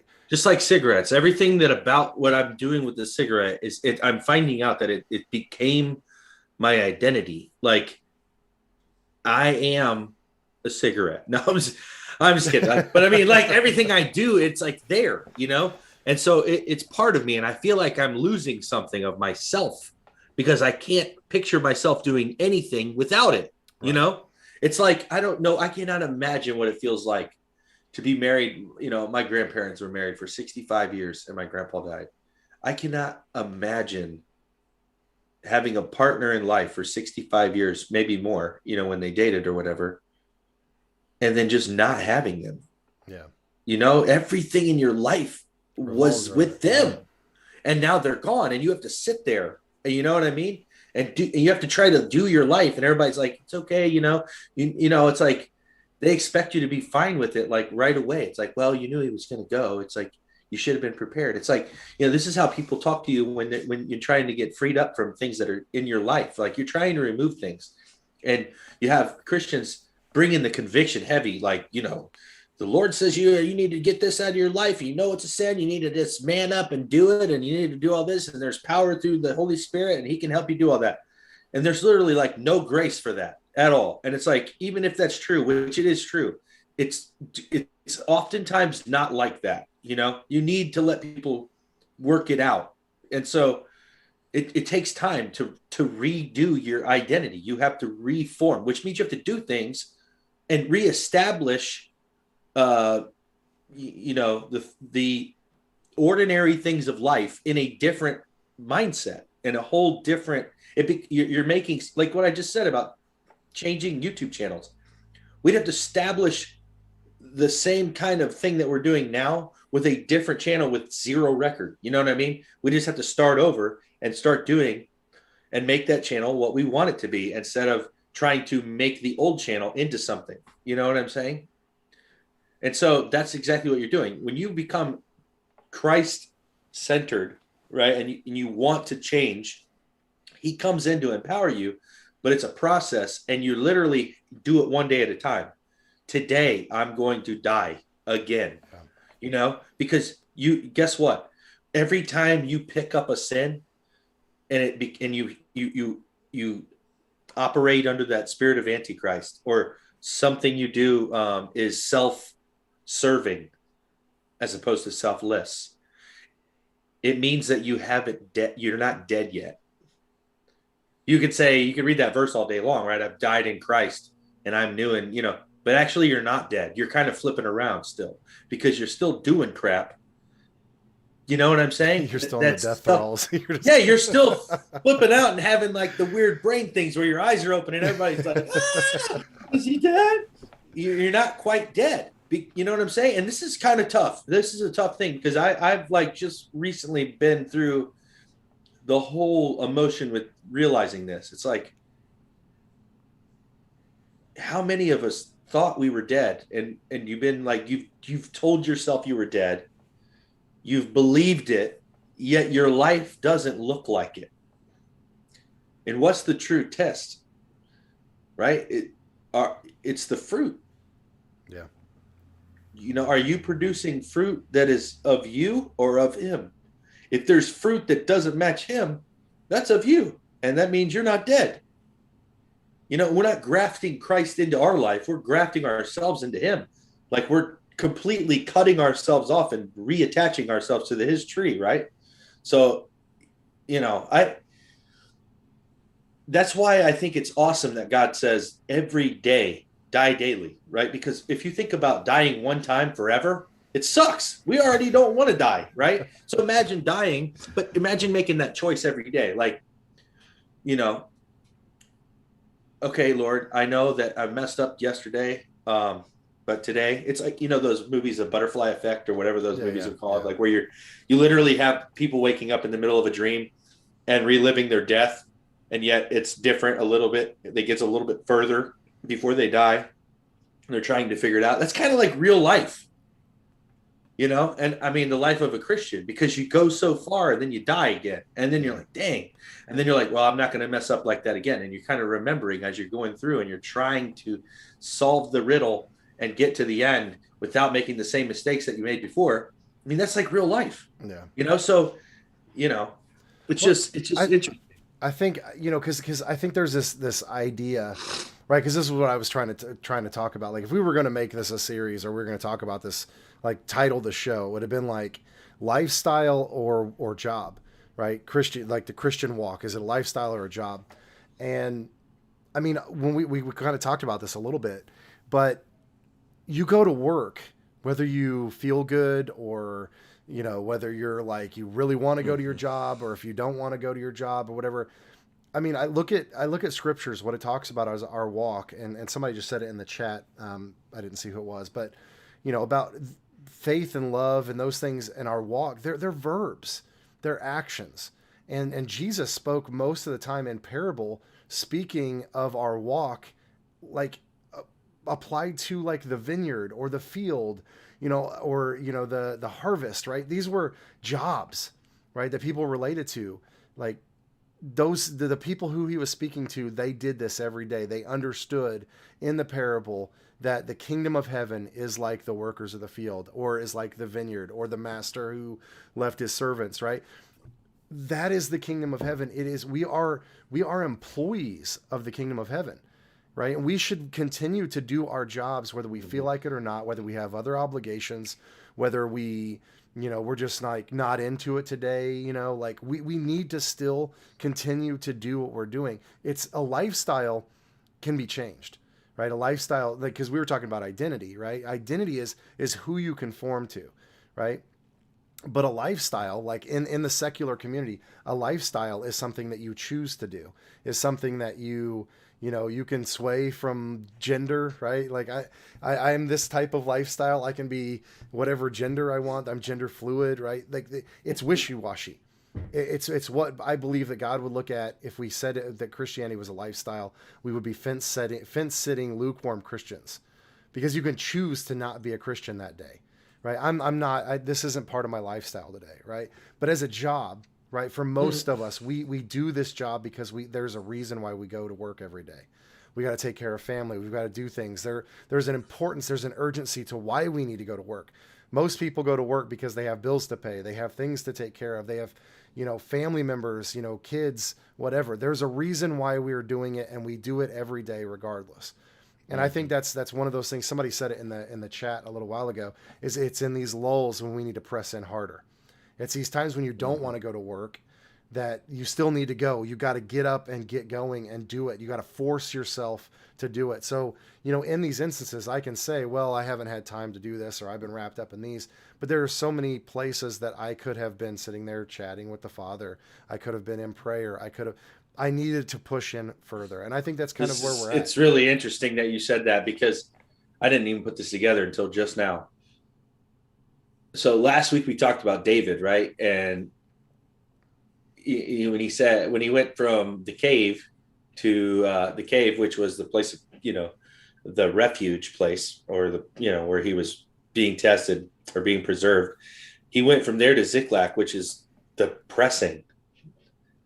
And he's being pressed even harder there, right? That's when he had made some decisions, got wrapped up, and got, kind of discouraged and everything. But then that's also where Saul died, was dead, and he received the crown when he was there. So his victory came in the pressing, the place of pressing. And so when you just use that term, we have to push in when we're in that place of pressing. It often does feel like that. It feels like it gets worse or stagnant, or there's this break, and you're like, where are you at? What's going on? And I think it's interesting that we notice those places of silence almost. And is it God that's being silent, or is it you that's not hearing? You know what I mean? I think that's a question that we don't really have an answer for. Or, it's going to be different for everybody, I think. But oftentimes I feel like something's in the way. God's never leaving us. He's always speaking. It's just there's something in the way. And I think that's the point. I think that's what God is trying to draw out. He's trying to show you. Because when you pray stuff like, Lord, if there be any wickedness in me, remove it. Or show me the things in my heart, the places in my heart that I need to clean up, that I need to die to, and then he does show you this. Maybe that's what you're feeling, is this thing that rises up that gets in the way. And you're like, God, what's going on? I feel this thing. And he's like, that's what I feel, and he's showing you, he's letting you experience it. So it's really interesting. So I had an addiction to pornography and things like that from a young age, man. I think when I was probably 10 or 12, somewhere in there, Scrambled TV. Remember that? Oh yeah. I remember that. You remember Channel Scramble 99. TV? All right. That's how it all, What is it? Channel 99. Channel 80. Oh, 99. Yeah, you're right. It was. That just brought me. That's so wrong that we just identified that. Anyways, it started a long time ago, right? And so, it's something that it was another thing that becomes your identity, and you don't realize it until you're so far wrapped up in it, man. And it only pops its little head out when it's like you're dealing with rejection or something, right? You're dealing with something. And so, having these things that just take over, and God is telling you all the time, you need to get these things out of here. You don't realize it unless you're in the moment or in the act of doing something, right? Then you realize that the conviction comes, but then it leaves. It leaves and it hides. And then there'll be a time when it comes, it's up again. But this is the thing. You cannot conquer your giants until you confront them. Right. And this is the problem. You had Israelites refusing to conquer the giants, and they were taken into captivity. And their children then went into the land, and they had to face the giants their parents refused to fight.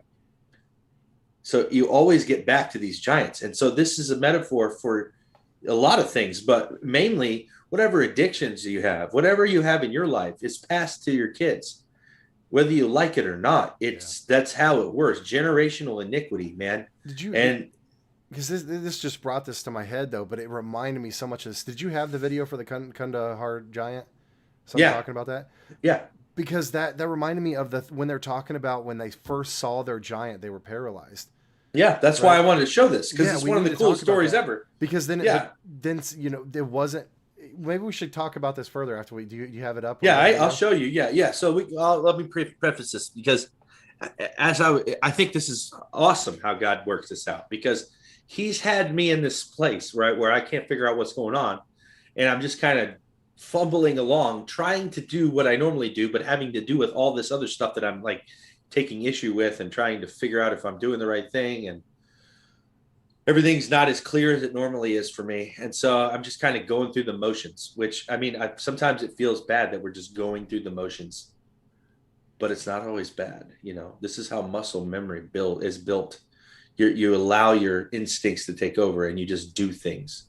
And this is what forming good habits does. You might not be all the way in it mentally, but you're doing it. You know what I mean? And that's what helps break the cycle of whatever. And so as I'm listening to a bunch of crazy stuff, it popped into my mind, this giant of Kandahar. And I had heard some I was listening to something else, and I've been listening to a lot of stuff. I found this new channel with a historian talking about Nazis, and he talks about all these old secret facilities where they made special weapons, where the SS were making special weapons that were pretty much compartmentalized, you know, unclassified special programs just for the SS, which was an occult group.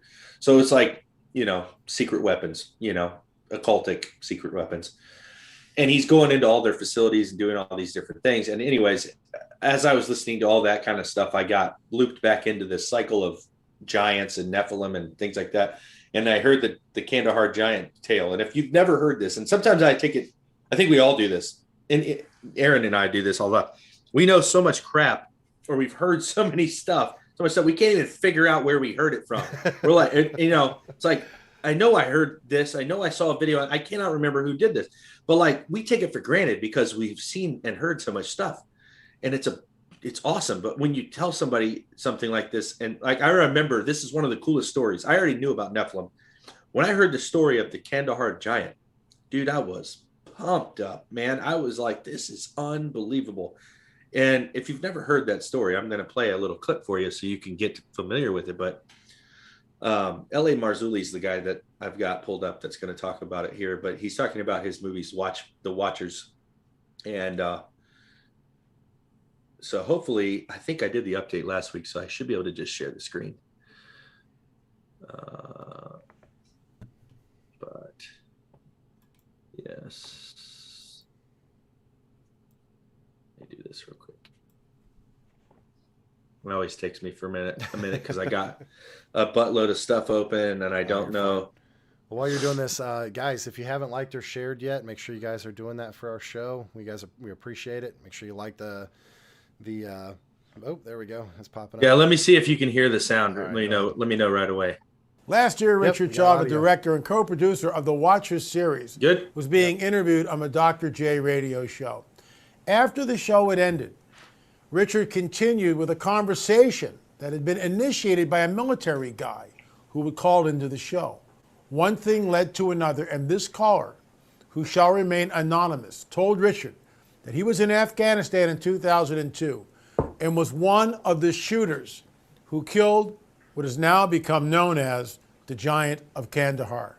Richard emailed me with the news that this man appeared to be truthful in relating his experience. The next day I called this person, whom from here on out I'll refer to as the shooter. I interviewed him over the phone and then an additional 3 times afterwards, listening to his story, seeing if he embellished it or changed important details. I then flew out to an undisclosed location and met the man face to face. I watched his body language very carefully, and I thought he was forthright and not telling us a canard. Still, Rick and I were hesitant about running with the story, as it was almost too incredible to believe. At this point, Providence provided yet another witness. This man, too, was ex-military and had served in Afghanistan. He was my driver at a conference that I was speaking at, and I struck up a conversation with him about his military background. I casually and sort of tongue-in-cheek asked him if he had ever heard of a giant being discovered while he was on duty. The man never missed a beat and replied, "Oh, you mean the Giant of Kandahar? He was shot by our guys a few years before I got there in a cave or a mouth of the cave or something like that." I've asked some of my friends about this too. We come back to the base and we started hearing this rumor about a unit that killed this, what they started calling this really tall person. At first I didn't think anything of it, And come to find out that the person that they killed actually was 3 times the size of a man, had extra digits on their hand and digits on their feet, and had red hair. And a special unit had come in and wanted this target. When I arrived at the venue where I was speaking, I phoned Richard and I told him we had yet another witness to the giant story. The initial story that was told to us was related verbatim by this man as fact. We then interviewed both of these men for our film, Watchers 10 DNA. There was also a dynamic of the story that I want to point out to you, and it's this. A while back, I interviewed Chief Joseph Riverwind right here on PPS Report. The chief and I spoke about what I have come to call the Nephilim Lance. This artifact was discovered in the backwoods of Michigan by an outdoorsman named Bob Shelley. Bob gave the original lance to the chief, and I'm holding a reproduction of it, a 1-to-1 reproduction of it, here as I speak. This weighs about 8.5 pounds. It's very heavy, and when you take this and lash it to a pole, it would be very difficult for a 6-foot man to wield. And yet, this is exactly what the shooter saw the giant wielding in Afghanistan. The reason I bring this up is because when I showed this lance to the shooter, he commented that this artifact was similar to what the giant of Kandahar was wielding. There is another dynamic I want to discuss before we run the clip from Watchers 10 DNA, which, by the way, has become viral. The fact that this giant had 6 fingers and 6 toes, as well as flaming red hair. There was also a stench that was as powerful as a skunk, but according to the shooter, smelled more like a pile of rotting corpses. Here's the clip, and you can decide for yourself if giants are alive and well and living in the present day. You were in Afghanistan in 2002, and you were called into a very remote section of Afghanistan because a patrol had basically gone missing. Exactly. Okay, and there's no villages around nothing. For miles. Right. So it's very remote. Yeah, very remote. So we flew in. At about 4 kilometers. We're hiking to the same area where they were supposed to make one of their checkpoints, one of their rally points. And before we'd left, there was all kinds of what happened with the ambush, but that was even odd because at the point of the ambush, we would call for maybe close air support, something, okay? There was no calls made, just off the grid. So we're coming down a mountainside, and it was a nice path, a goat path. As we bent around this corner, you could see this opening of the cave. There's a cave as we're coming around. And then I see there's a lot of rocks, which is another oddity, and then bone matter. When I'm not close enough to identify what kind of bones, but I did see something I knew was a piece of our communications equipment. So instantly, we're thinking ambush, maybe animal, it could be anything.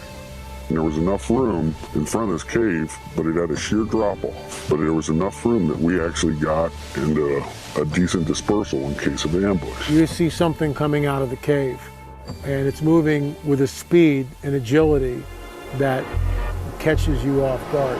Everybody. And he comes out. It was a man at least 12 to 15 feet in height. This is a monster. Red beard, then his hair was longish, past the shoulder, a scarlet red, and Dan runs at him and starts shooting, which broke all of us into the reality. Because it was so real. Now your training is kicking in. Oh yeah, okay. Muscle memory, complete muscle memory. While Dan is moving at him, another bro of mine's laying down fire, and I start firing. He skewers Dan. He's now got him on this pike. It went through him. And he's still got him, and he's coming after more. We all just clicked in. I don't know what it was, but I remember we're all like, shoot him in the face, shoot him in the face.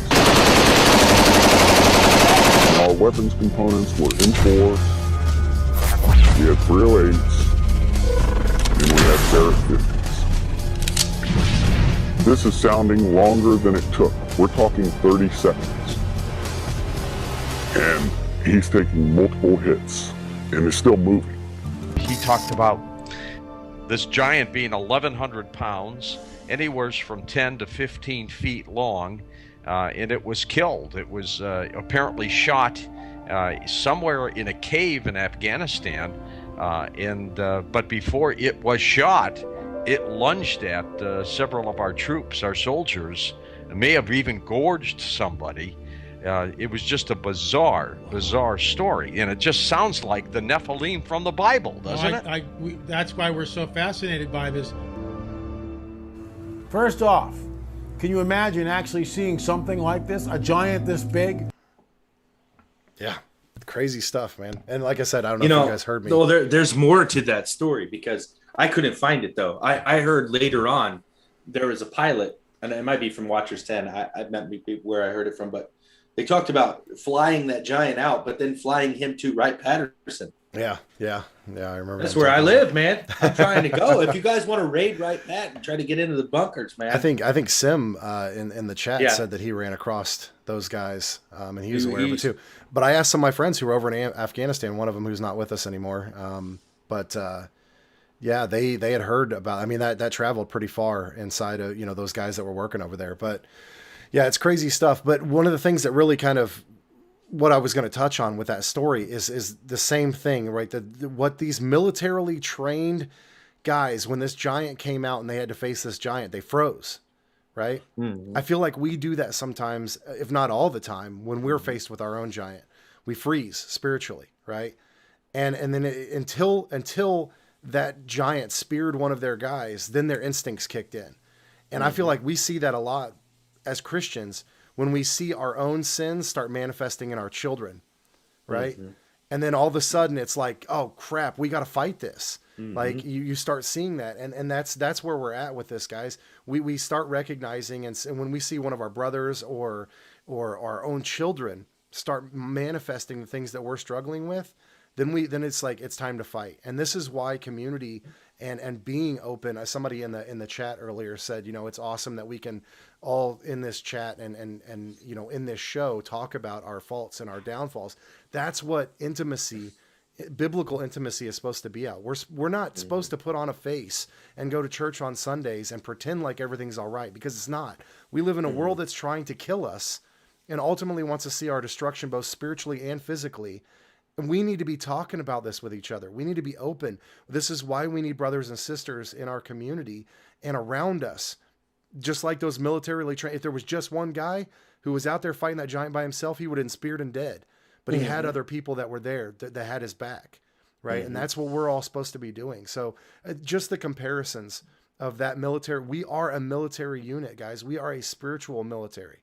And we have brothers and sisters right now who are getting speared, and our own children who are getting speared with this sin. We have the banner that comes up on our thing, right? Over here, right? And it says sin kills. That's a virus that we need to be dealing with all the time. That's our job, guys. That is our job. Remember, we just were talking about this. It's not a lifestyle. It's our job. Our job is about outreach. It's about saving people from giants, their own giants that they're fighting alone, right? I don't know. Yeah, we're trying to make his identity our identity. Right. Yeah, we're adopting a whole new pattern of life, and that means getting rid of the stuff that's in the way of that. It's just a process. You do it a little bit at a time, and none of us are going to be able to do it all at once. Can you imagine? I was thinking about this the other day. Everybody's like, "Oh man, I'm going to be fine. Like if there's ever an apocalypse, I'm going to be fine because I have the Holy Spirit, and like I know that I'll survive." That's true, maybe, right? But think about this in a practical sense. If there is some type of event that shuts down power, shuts down water, shuts down food as we know it. I'm not talking about all food. Like I believe God can bring water and food from the ravens, just like he did, right? Or manna, doesn't matter. But imagine the shock to your system when you literally have zero food that you like. No one likes manna. You know what I'm saying? I don't care who you are. If you want to tell me that you could live your entire life eating wafers, communion wafers, you're on crack and you need to be delivered from that. But like no coffee in the morning, no, whatever your vice is, you won't be able to get that either. Oh man, that's why. No power. So that means no TV shows, none of that stuff. None of the stuff that you do to occupy your time, to take your mind off of things, to unplug, to unwind, right? None of that stuff's going to exist. Yeah. None of it. And so you're going to go through withdrawal on your entire life in one day. Like all of a sudden you think it's going to be fine because God's with you. God's with you right now. You just don't, that's not your perspective, or where you would be in the process of getting rid of some of this stuff. And like, you imagine, like, you're like, yeah, I feel like me. I'm like, I feel unhealthy. I feel like I'm a little too far overweight. I used to be super fit and I want to get back to that. But then when I think about the work involved in all that, I'm like, I already got too much going on. I can't possibly do that too. What if I had no choice and I had to do all of it? Every single thing that I have that's out of line had to be corrected in one day. And I had to deal with it. God was like, I'm going to make some adjustments and you're going to deal with it. Like, that would suck. You know what I mean? Like, I mean, it just would. It'd be very hard. It's like you sign up for it though, but then in the middle of it, it's like those guys, they sign up to be a Navy SEAL. They go through the thing and then like halfway through the process, they ring the bell. Like, I can't do it. I'm done. Not doing it. Well, imagine if you didn't have a choice. You're just doing it. You're just getting crushed. And, I think it's awesome that God allows us. He gives us grace and he gives us, he's patient with us, and it's a longer game. Sometimes we feel like we're in these seasons for too long. We're like, oh my gosh, like I'm going to deal with this forever, but it won't be forever. You know what? What I look at though, guys, like, I mean, Karen C in the chat said that muscle memory only comes from lots and lots of practice. Yeah. Practice going to the Father and putting on the armor every day. Guys, your life is basic training. Mm-hmm. All of the struggles, all of the things that we've gone through is to, as Christians in this walk, is to put our faith in the Father, is to learn, is our testimony. All of this is basic training, guys. This is training muscle memory, right? God has put us through everything that we've been through, the bad relationships, the addictions, all of those things, because it is training. This is what we've been trained to do. This is like, I don't know how many times we say this, but that our testimony is how we reach other people, right? That's our weapon, right? That is how we are going to war, is because of what we've already been through. That's what basic training is. You go through all of that. They train you how to go to war before you go to war, right? God has been training us to go to war. We're there, guys. We've been through the training. We need to get out there and go to war. But I agree with you 100% with the addictions and stuff like that, man. Because if and I do believe we are edging closer and closer and closer to the return of the Messiah and the end of days. But when they say we can't buy, sell, or trade, guess what? None of your addictions that you have currently, you will have. Well, if you do have them, they may cause you to compromise. No, exactly. Think about that, man. Yeah, that's because it's real easy to stay faithful if you can't have anything. You're like, oh, all I have is a candle. I can't possibly do anything wrong with the candle. You know what I'm saying? It's like, but when you have the option to get the other things, would you choose them over?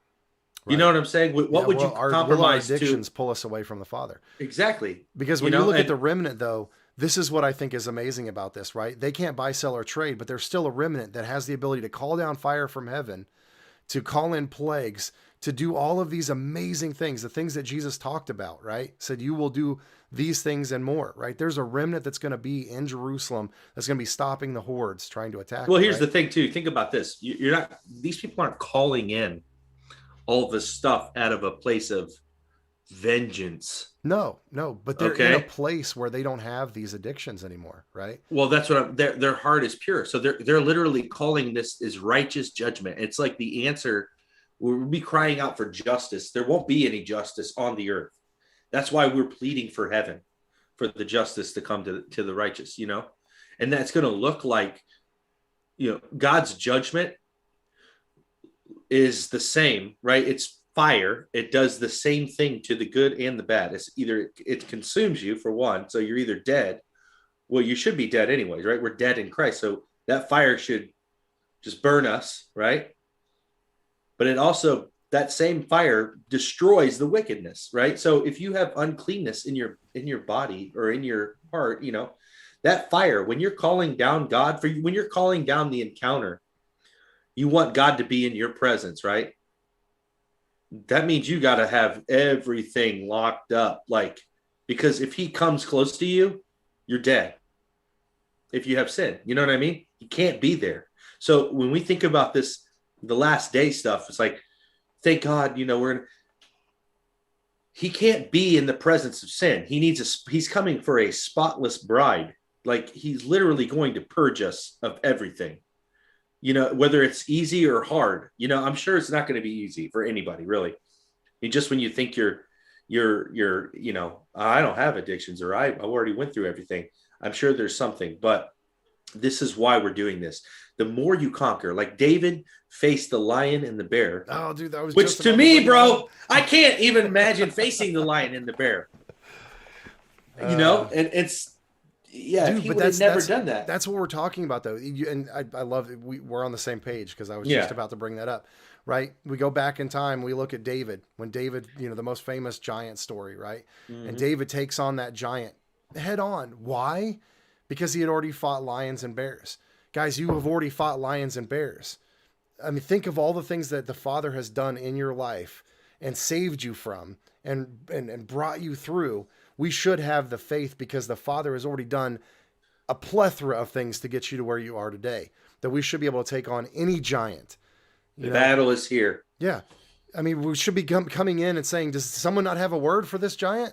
Yep. Right. It's already there. That's what he's saying. Like, is there not a word? Like, he's asking a question, but it's rhetorical. It's like, what's your problem? It's already right here. Like, you're waiting around for a word from God, and it's already been given.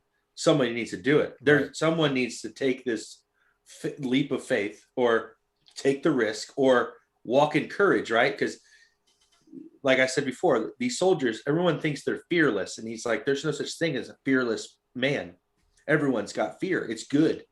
If you don't have fear, it's bad. But courage is being able to do something in the face of fear, going against the fear. That's what's courage, right? And so, you know, it's like, it reminds me of the when in the book of Acts, I can't remember the exact verse, but when they're talking about the persecution, and Christ is saying, like, you're going to have all this stuff that's happening, and, you know, things are going to get wicked, everything. And he says, well, then pray for that we have boldness, right, to face this. You know, he didn't say, get us out of here, like, or help us to find a way around all this stuff so we don't have to face it. He just said, help us to have boldness. And I think it's interesting too, that when you read the book of Jasher and you read the story of Abraham and Isaac, when he goes to sacrifice Isaac, in that story, so in the biblical version, you don't get a whole lot of detail, but in the book of Jasher, you get this detail, this perspective that Isaac knew that he was going to be sacrificed. Yeah, he even tied himself up. And he says, tie me up tight, because I'm afraid that I'm going to break out and try to get away when it comes time to do the thing. Like, dude, that is awesome. You know, because that added a lot for my mentality. It's like, how could this kid be so dumb that he's just walking around like, oh, Dad, like, you know what I mean? Dad, what are we doing over here? What, you know what I mean? And now you're realizing, like, Isaac, he's seen the faithfulness of his father throughout the years. Now he's old enough to recognize something ain't right.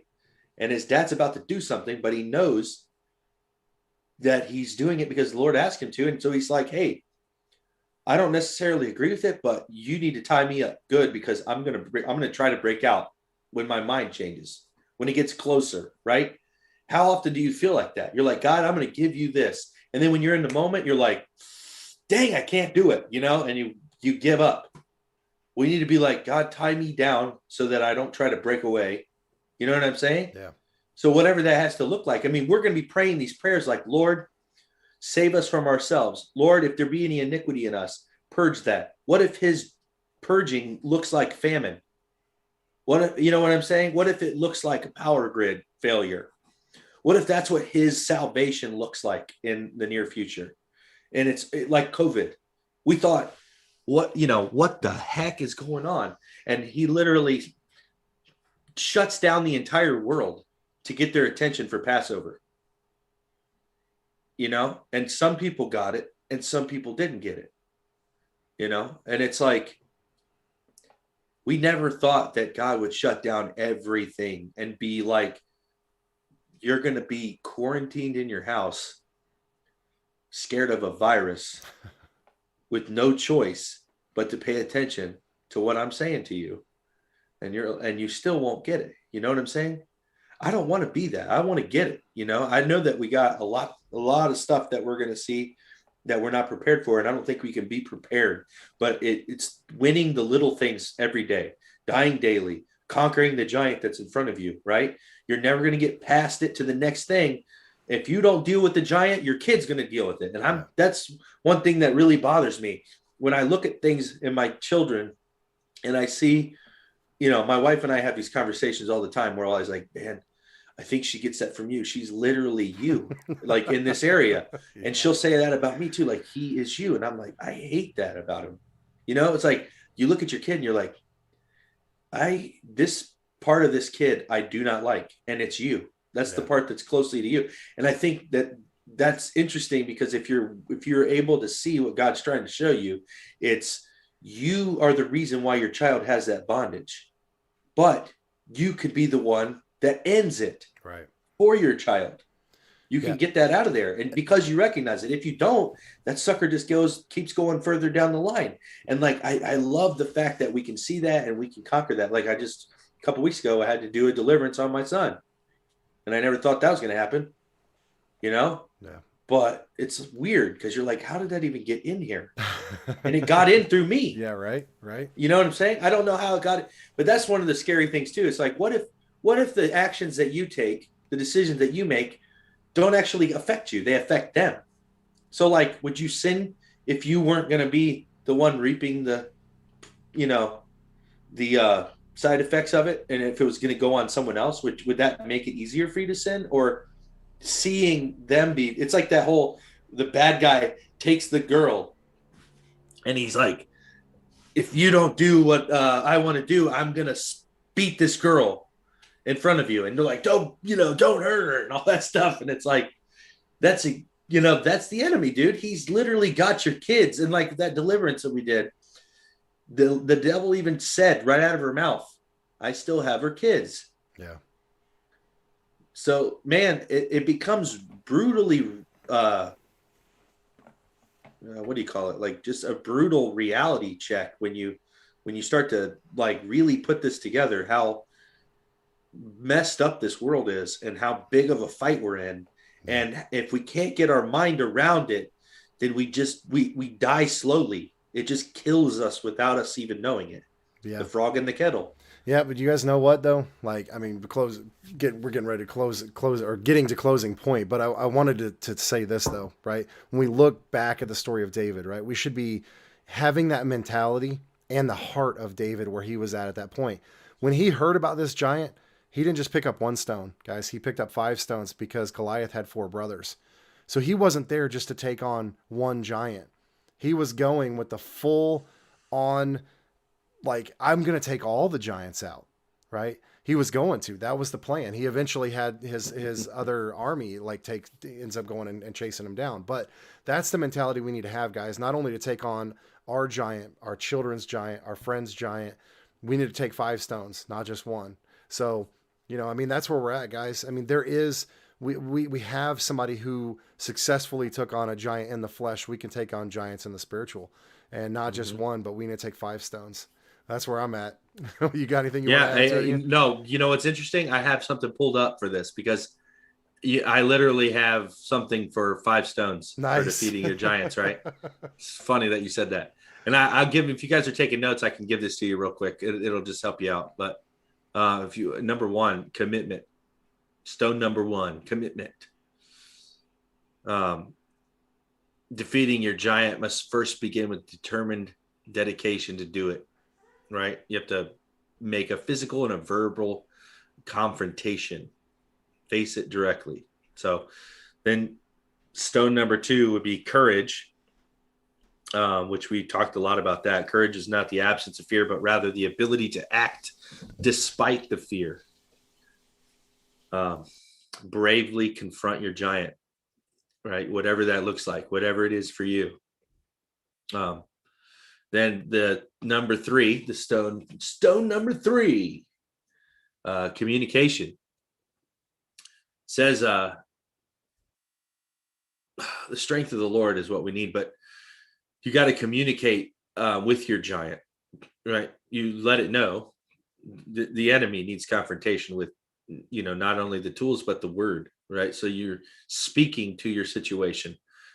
We have the power of life and death in our tongue. So we communicate with it. Death, like we're going to be like, no, we are speaking that we are confronting this thing. We renounce these things. We plead the blood of Jesus over these issues. Yeah. We ask the Father to come in. Yes. The sword of truth. Yes, exactly. We cut the head off. We stand in his strength, not our own. So then number 4, capability. So, it's interesting right here. There's a little quote that says, David was young and inexperienced as a soldier, but he did some pretty awesome things with a slingshot, right? So it's what he was good with that became his weapon. Normally, you wouldn't bring a slingshot to a sword fight, right? But God used what he was, right? And he used what he had in his hand. Same as this, you're capable of a lot more than you think you are. And that's I think a really good example of this is when you go through basic training, like a real life military basic training. They break your body first. They assault your mind and your body because they're trying to show you, they beat it down. They push it beyond the limits that you think it's capable of, right? Like, I mean, you're going through Hell Week where you get like 1 hour of sleep a day and you're doing this ridiculous training for 24 hours a day, 23 hours a day with no sleep for an entire week with no food. You know what I mean? They're really just going after destroying your mind and your body. And you realize at the end of it that you're not dead, that you could survive it, that you did it. And, and now you have this, like, it's a reality check because now you're like, I know that my body can survive this. It's funny that when you go without a meal, there are a lot of people in the chat saying stuff about fasting. Fasting is super hard for me, man. Like, it's something mental though, for sure. Cause it's like, sometimes I'll go all day without eating. I won't eat breakfast. I'll drink a coffee in the morning, maybe some water in the afternoon, but I don't eat until like 4:30 and I'll be all right. Other days I try to fast and I'm literally hungry in 2 hours. And I'm like, oh, I can't, I just think about it constantly. And it's so funny because I feel like I'm going to die, but you're like, this is insane. I know you can live a lot longer with no food. So it's, the mindset, know what you're capable of. You're also capable of a lot more with God's help. Confidence is number 5. You can have courage and things like that, but you put your confidence in the Lord's ability. So you've already got the victory through Jesus. So you put your, whatever it is that you're struggling with at his feet and you say, Lord, I need you right now to come and help me. I need your strength. I need your strategy. I need your skills to defeat this giant in my life. Right. And I need you to give me the confidence and the courage to face this thing head on. And I need to defeat this thing. And so that's what it looks like when you give something over to him. And then you mean it, I mean, you just have to realize, like, it's going to require a lot more than you probably think it will on your end. But ultimately, the Lord would not put this on you if he didn't think you could, if he didn't know that you were going to win. You're going to win, man. You're more than a conqueror. You already have it. You have the victory, man. Yep. Kelly just believe that and just say, Lord, I'm willing to take this fight. Kelly said in the chat says the battle's already won. And I mean, that's, God wouldn't start something. He said, no word that comes out of his mouth returns void. So when he speaks change into your life and there are things that are bubbling up in your life, there is change. There is a light at the end of that tunnel because God has already set it in motion for it to happen. A lot of times it's us that's stopping it. We just talked about identity, right? How many of us won't change? Like I wouldn't quit my job right now because of the unsure nature of the environment that I live in. How am I going to pay my, my bills? Right. How am I going to feed my kids? How am I going to do this? There are times in our lives when we're facing a giant. We're like, well, I don't know what I'm going to do when this giant's gone. Right. So a lot of times God is waiting on us The breakthrough comes when we step out of the way, when we align our will with what the Father wants in our lives. That's really, I mean, that's the ultimate. What's going Can to I tell you? this giant? Can I tell you something else that I'm struggling with? It's a lot more. To me, it's a lot bigger deal than cigarettes. I feel called to the ministry. I feel called to be full time, whatever that looks like. I'm not even sure what it even looks like yet, but I know that God's already called me to this, and it's me that's in the way. I don't know how to get out of the way, but like you said before, sometimes you can't imagine living life without this giant. But think about this, because when God called the 12, and every time he called people, he said, leave everything and follow me. Okay. He didn't say leave everything and follow me on the weekends or when you have days off, or if you're, if you get off early or whatever, come over in the evening. He just literally just said, leave everything and follow me. And we justify this. Like back then, they had to eat, they had to work to eat, they had to get food, they had to take care of their families. They couldn't just, you're saying he just asked all the disciples to just forget that they have families, forget that they were married, forget that they had any kind of responsibility and just wander around? No, he literally, he just requires full commitment. And he's saying like, it's going to be a life change for you. I'm going to provide for you. You don't have to worry about that anymore. I'm going to teach you, something new that you can only learn from doing this way. It's not so, I'm not saying you can't be a bivocational pastor or minister or whatever, evangelist. You can be, but I think sometimes it's like, are we justifying something here? Are we trying to say God can't be calling me to full commitment because obviously he's forgetting about the fact that I have bills and the fact that I have a family. And if I'm gone and I don't work, then they don't get food. And you know what I mean? It's like for me, I always think I could quit my job right now. And I believe God would give me a new one. But the thing that bothers me is that I pay child support. And I'm like, man, if I don't have a steady income, I could literally go to jail. Yeah. And it won't take me long at all to reach the max in Ohio. 2 months, they could take my license and put me in jail. Then I have zero coming in, or, then I won't be able to get another job. It's like, it'd be just a thing. And so that's in the back of my mind. It's like, I could totally leave this job and go try to do the full-time ministry thing, but then it's like, but if he doesn't provide enough, then I go to jail. Is it me that's making a stupid choice to do like, God, I'm giving up everything and following you? Is that irresponsible? Is that, you know what I mean? Or is that what it says in the Bible? Take the shoes that you have, take the coat that you take, one of these things and leave and come with me. Right. Or like what he says to the rich man, sell everything you have and follow me.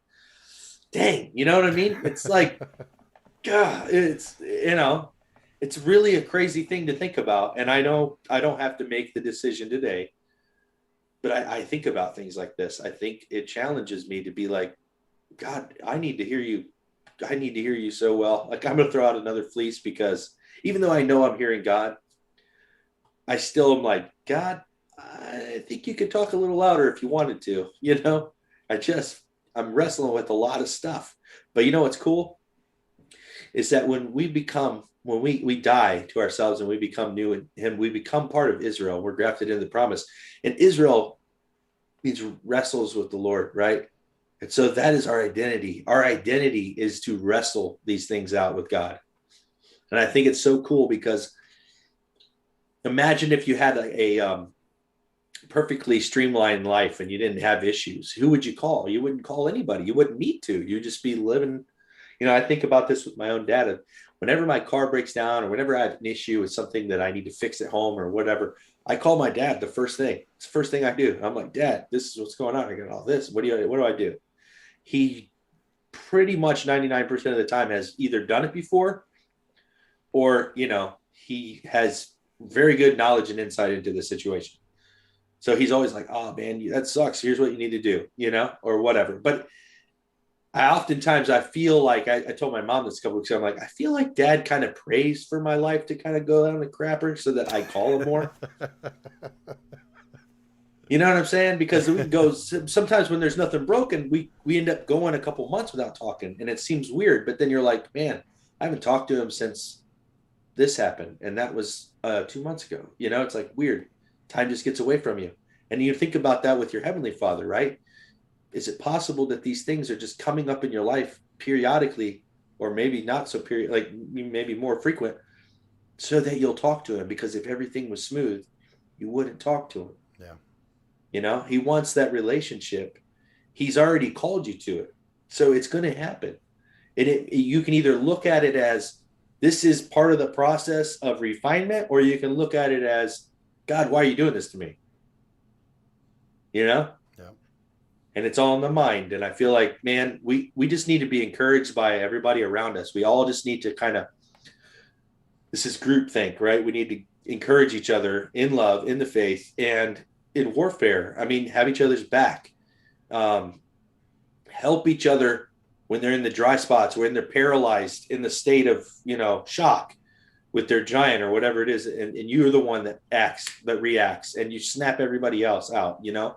And I think that's really cool. Cause like, you know, we might be in a funk, but then we call another brother and he's in, you know, stealth mode. And you're like, dang, dude, you're pumping me up. And like, that's good. You know, we need that encouragement. We need that. And we need to have regular community. And so if you're not in a house church, you need to start one.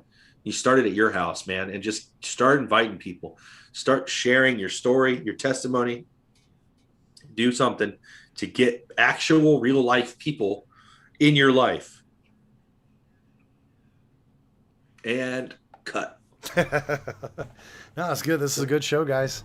I saw some people talking earlier about going to the conference this weekend. My mom will be out there. I wish I could make it, but I've got to work, so unfortunately. But it's Russ Dizdar. I think it's Pastor Spalding, right? I think he's hosting. This is like the big. Yeah, the 22nd. It's only one day, right? Yeah, it's tomorrow or Saturday. Yeah. Oh, it is this Saturday. Yeah. Or is it? Oh, yeah, it is. It's April. My mom's 2nd. leaving, so she'll be out there. I know Son of a gun. I know. Some of our listeners and stuff that are in here, they're heading out there tomorrow or Saturday for that. But guys, and then with Take on the World's coming up. I mean, start getting to know these people. I know some of you guys are going to run across each other at some of these conferences and stuff. Man, start making friendships. These can last lifelong, and these can be people that got your back, you know, when you need it. So, but yeah, guys, I just saw Incarnate jumped in. Oh, by the way, check this out, guys. Yeah, check this out, guys. So look at this shirt. Oops, let me go back to it. Freedom Fighters. Okay. That's right, Freedom Fighter. All right. And then you look at the back. Can you see that? It's that logo. Read it. Can you read it? The Deliverance. Yep. Yeah, that's a good shirt, and it's on our site. So go check it out. It says in the little circle. Here, read it, Aaron. You read it. All right, I got it. So that way people can see it. Can you read it from there? It says, God will judge. You got to move over a little bit. Which way? This way? Yeah. God will judge our enemies. We'll arrange the meeting. And Deliverance. Yep. Yeah, baby. So those are on our site now, guys. So you want to pick one of those, and those you guys are gonna be getting those over to Joel and stuff, right? And we try to get some of those shirts and stuff out there for him. When we talking about that? Yeah, Joel. Yeah, from Simple Street. No. That was Hall, right? That you were talking. Yeah, Yante. No, these aren't the ones, but there'd be Deliverance shirts. These are the first edition. I'm talking the ones I made. They're Freedom Fighters, but they're specific for Dayton. Gotcha. The Gem City Freedom Fighters, and it's like a different logo, and we're gonna take this city by storm. So I just feel like everybody feels cooler when you're wearing a uniform, right? You know, you feel like you're at work. You feel like you're doing something. You feel cool when you see somebody else in their uniform, and you're like, "That's what I'm talking about." We need uniforms. We need uniforms to remind us where we work. Yeah, we need golf outfits. We need polos. You know, you need the right shoes, the right belt. Wait, this sounds like the armor of God, right? Right? Yeah. So I just think we need a lot more stuff. But I think anything that helps your mind get in that that set. I love that. I think that wearing gear keeps you aware of what really makes sense and what, what matters. that's why we had seats. Right? Yeah. It was to remind them of the promise, right? That's why they put, the Shema on the door. Like, I mean, that was what this was all about, guys. It was constant reminders that this is a thing, right? We're doing something, right? Mm-hmm. So, guys, we got to be in, my wife puts little scriptures up all over the house. I know Ian's family does that as well. I've told people time and time again, I was like, if you're not into the seats thing, you don't want that kind of stuff. You don't want to put the thing on the door, all that kind of stuff. But put the 10 Commandments on the back of your phone, on your screen on your phone. Do something to remind yourself every day that you're at work, right? It's time to go to work. This is we work in the physical, but we need to work in the spiritual as well, guys. Faith without works is dead, right? We're supposed to be at work. Some of y'all are sleeping on the job, taking too many union breaks in the potty. Yeah, I'm about to make some really cool shirts. Like, I'm actually trying to think of shirts that will inspire conversation. Like, I was going to make a shirt that says, I have something there's a really good story about this shirt, but it's going to be cut off right here. So that it's going to be a half shirt. And that'll really make people read it, because they'll be like, what the? Like, and it says, there's a really good story about this. Come ask me about this or whatever.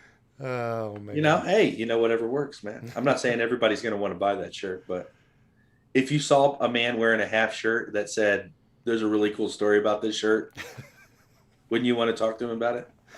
Would you be like, have you heard about my Lord and Savior? Yeah. Now that you approached me, now I have your attention. Yeah. All right. No, that's not true. I'm not really doing that, but well, joking. I just wanted to shout out Incarnate. We saw that you posted something about his car trying to burn his house down and stuff, man. We'll keep you in our prayers, brother. And hit me up, bro. I know you've been trying to get a hold of me for a while, so just hit me up whenever you're free to chat, and I'll hit you back. Yeah, he said when his first post when he came in said he was recovering from the flames of this last week, and I'm like, man, this is the show for you, buddy. You can start over from the beginning. We're talking about our weeks, the last couple of weeks too. So is that Freeman in there? Freeman in the chat? Freeman. I didn't see. What's up, brother? Freeman, register. Gotcha. Come on, buddy. You know who it is. Yeah. Freeman from the conference? Yeah. Cool. Well, right on, guys. Thank you guys for tuning in and sticking with us and choosing us over the competition. Oh, yeah. Oh, Patricia, you did not just bring up the Christmas shirt that I have. I forgot about that. That will be a thing. I'm going to make those. I don't know if I can. I can't design them with holes cut out of them, though. That's the problem. I have to make those on your own. Maybe I'll make the shirt, but it'll be have the little scissor logo. Yes, it'll be the. You'll have to cut it out when you get it. It'll have the picture for you to cut out when you get it. So it's called. What are they called again? I forget what they're called. Them. Harry Christmas. Oh yeah, Harry holiday shirts. Yeah. So not just Harry Christmas. That's the one I used though. I cut out a Christmas tree and had my chest hair hanging out the shirt through the Christmas tree, and I decorated the Christmas tree on the shirt. But Harry holidays. You can do a menorah. You can have a hairy menorah. You can have, I don't know. What's the symbol? Is there a symbol for Kwanzaa? Yeah, that's not really I guess so. I mean, you could have like the tomb with the stone rolled away with hair coming out. You know what I'm saying? I mean, you could do all kinds of stuff, guys. Hairy holidays. And it'll be a conversation starter so you can talk about why you don't do those holidays because they're hairy. It's a hairy topic. See, there's lots of funny stuff. But if I came out with hairy holiday clothes, you guys would totally buy one. You better buy one because I seen you buy a bunch of other dumb crap. Saying, all right, we got to go. Kelly said no. All right, guys. Thank you. If you guys enjoyed the show, don't forget, subscribe if this is your first time here, share. If whether you guys are on Facebook, check us out on SITREP Resistance. There's the Resistance TV and the fellowship group. So guys, if you guys haven't joined up with those, if you're watching on Twitch or you ever jump on Twitch or you got kids that are on Twitch, tell them to come check us out. That's where we're going to reach out to the young ones. So SITREPresistance.com. We appreciate your donations. Thank you guys for helping this thing keep going. We appreciate all of you. We love that you're buying the gear. Send us some pictures. Put it on Facebook page when you get your gear and you're wearing it. And you put your stickers on stuff. Yeah, for sure. Do that. Anyways. Patricia says those shirts are for women. They are for women. You just have to cut the hole out. You just have to cut them out somewhere else. You just can't cut out. It can't be chest hair, obviously. Where was it gonna like? Were they gonna pull their hair through it? Yeah. No, I mean like you can put like Harry Holiday. Listen. Let's get real for a second. Raise your hand if you're a married man.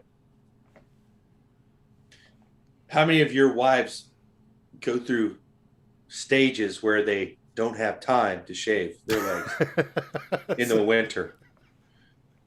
So they're going to have hairy their legs? Yeah, they get Harry Holiday socks, Harry Holiday sweats, Harry Holiday yoga pants. I don't know. You know what I mean? Like, there's a way to rep the hairy gear. Oh, man. As a woman. I'm just saying, don't act like you guys shave all the time. Yeah. This will be my new channel. And I'm going to have an infomercial that I'll play constantly. So like, when you're watching like a video that you love and you see that same dude come on and talk to you about vegetarians and all that stuff that he pops in like every 5 seconds, you're like, good night. It'll be that with Harry Holidays. I'll be like, hey, you ever thought about cutting out stuff and having your chest hair? I can't listen to these comments, man. I know, man. Love it. Oh, guys, we love you guys. I hope you this was encouraging to you. Again, we love you guys. Thank you for watching. We will see you. I'm going to try to put something out tomorrow. We'll see what happens. I've been meaning to try to do the other shows and our rewind and stuff, but I've been so buried with everything I'm trying to do here. So I'm going to try to get another show out. Even if it's not on Wednesday, I'll try to do it this weekend. But we love you guys, and we will see you again next week. And may Yah bless and protect you guys. And we will see you guys soon. That's right. See ya. Bye, guys.